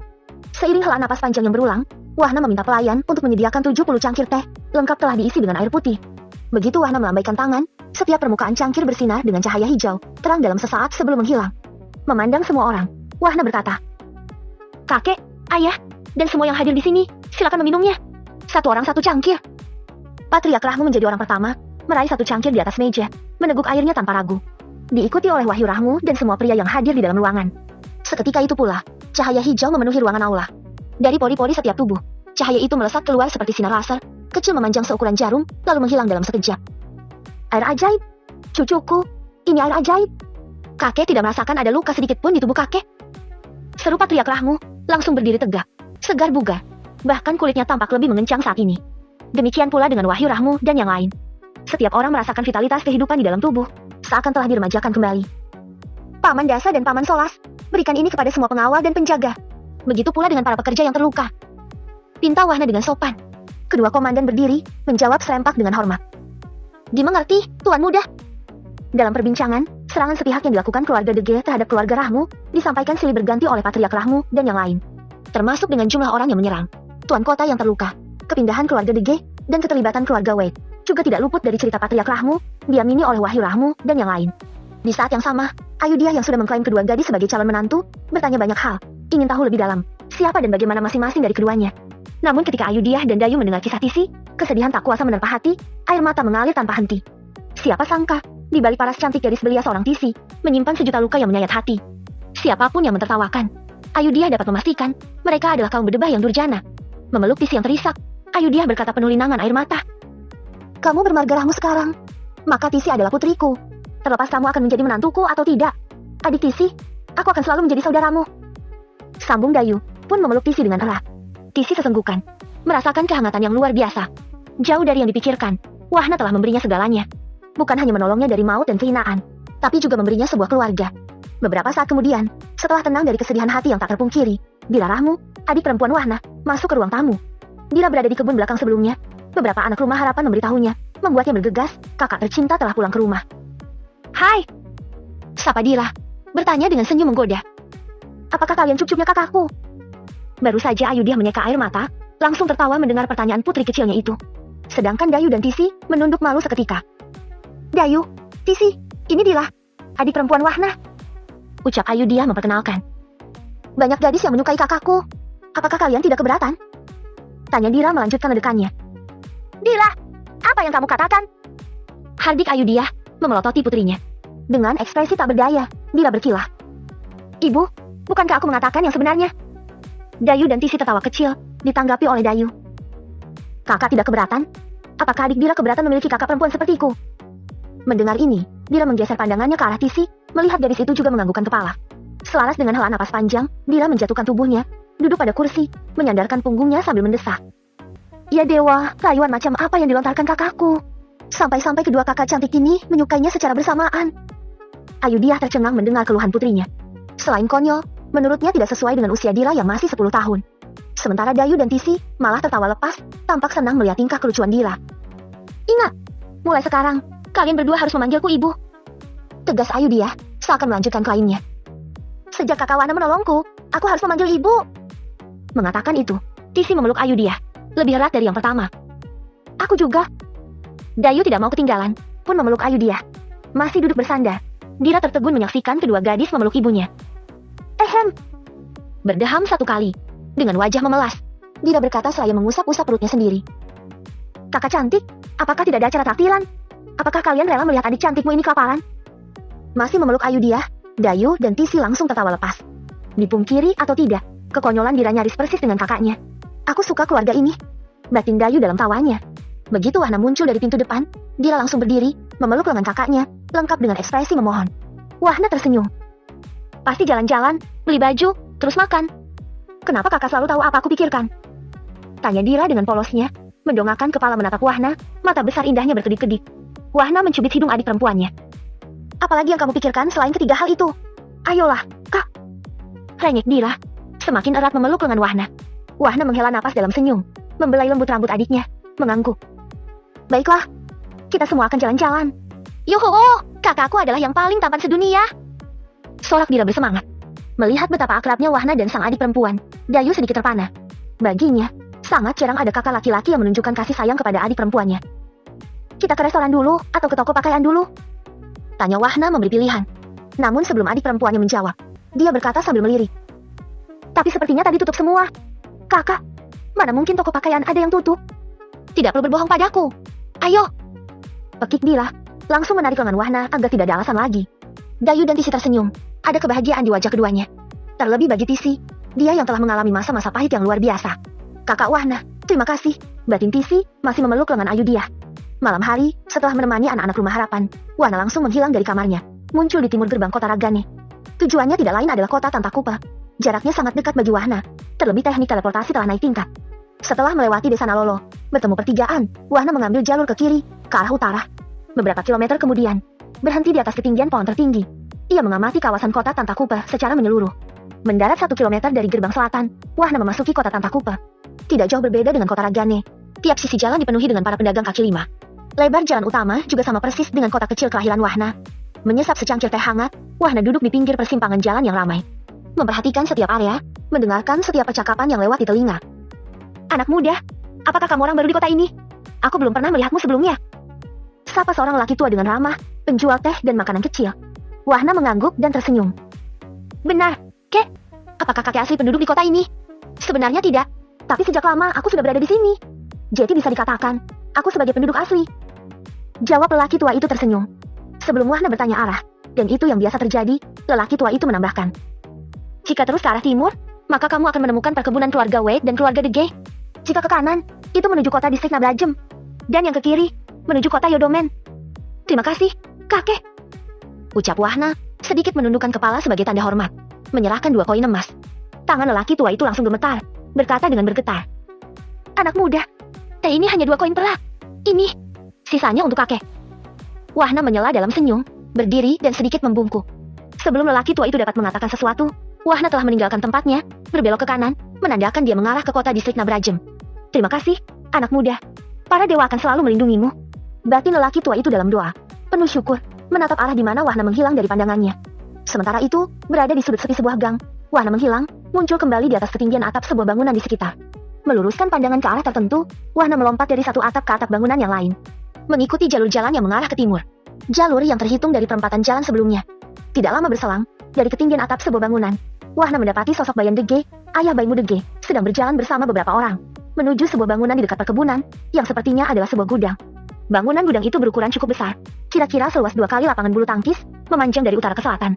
Belasan meter di depan pintu gudang, tepatnya pada sisi selatan, sebuah pohon besar berdaun lebat, tumbuh tinggi menjulang dan menjadi satu-satunya. Wahna muncul di ketinggian pohon itu, duduk dengan tenang, mengamati kegiatan Bayan Dege di bawahnya. Besok, kita akan membawa hasil perkebunan ke kota distrik. Jangan sampai ada yang kurang.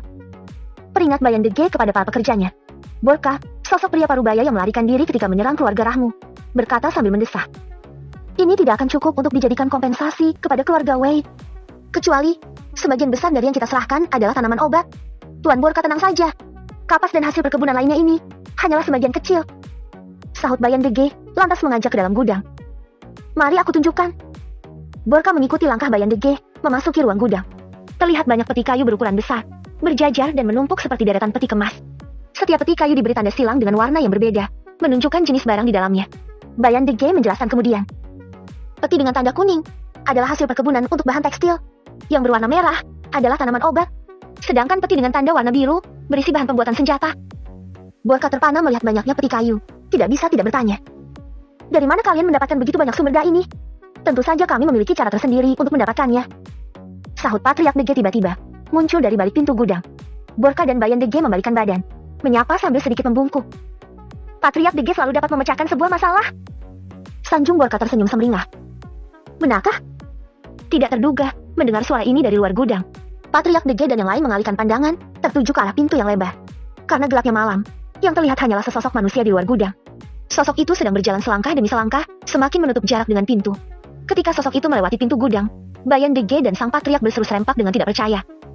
Wahna! Borka tetap berdiri diam, tidak mengetahui siapa yang disebut Wahna. Tapi pikirannya penuh dengan pertanyaan, tentang siapa pemuda yang kini berdiri di depannya.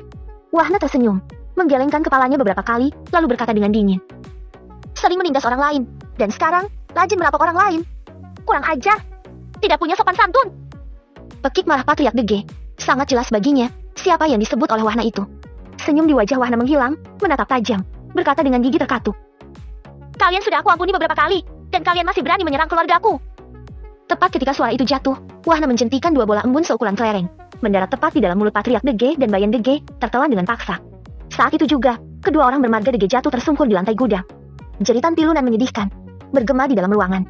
Meratapi rasa nyeri dan kesemutan, yang terus merayap di sekujur badan. Bereaksi cepat, Borka melompat, langsung melesat, berteriak singkat. Hiyaa! Seiring lajunya, Borka mengayunkan tinju, mengunci sasaran, mengerahkan daya energi besar, tertuju pada satu kepalan tangan. Wahna bergeming, tetap berdiri diam di tempatnya. Tapi sudut mulutnya, tampak sedikit terangkat saat ini. Bam! Suara benturan antara tinju Borka dan dada Wahna, terdengar menggelegar di dalam gudang. Menciptakan sedikit letupan cahaya, menimbulkan gelombang kejut yang menghempas. Nyamuk yang parkir dipaksa tersingkir, lalat yang tidur tergusur, peti kemas yang berjejer sedikit bergeser, memporak-porandakan pintu gudang di tengah perkebunan. Ayak!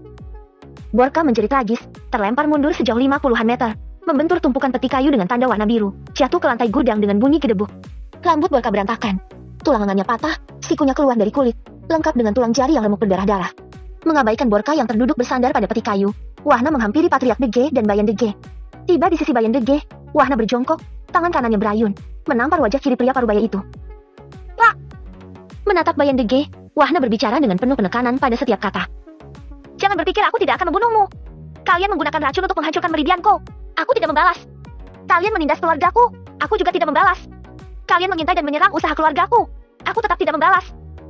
Dan sekarang, kalian berani menyerang seluruh keluargaku. Bahkan dengan ahli tahap prajurit alam dan tahap jenderal alam. Luar biasa. Betapa sampah kehidupan keluargamu.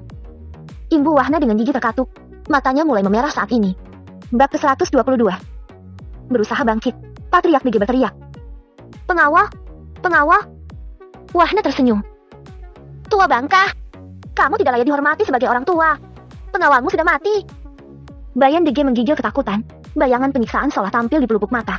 Masih tergeletak lemah, ayah bayimu DG ini menangkupkan kedua tangan, memohon belas kasihan. Tuan muda, ampuni kami. Aku mohon. Ampuni kami. Wahna mendecakkan lidah. Sika, apa kamu tidak bosan selalu mengucapkan kalimat itu ketika merasa tidak berdaya?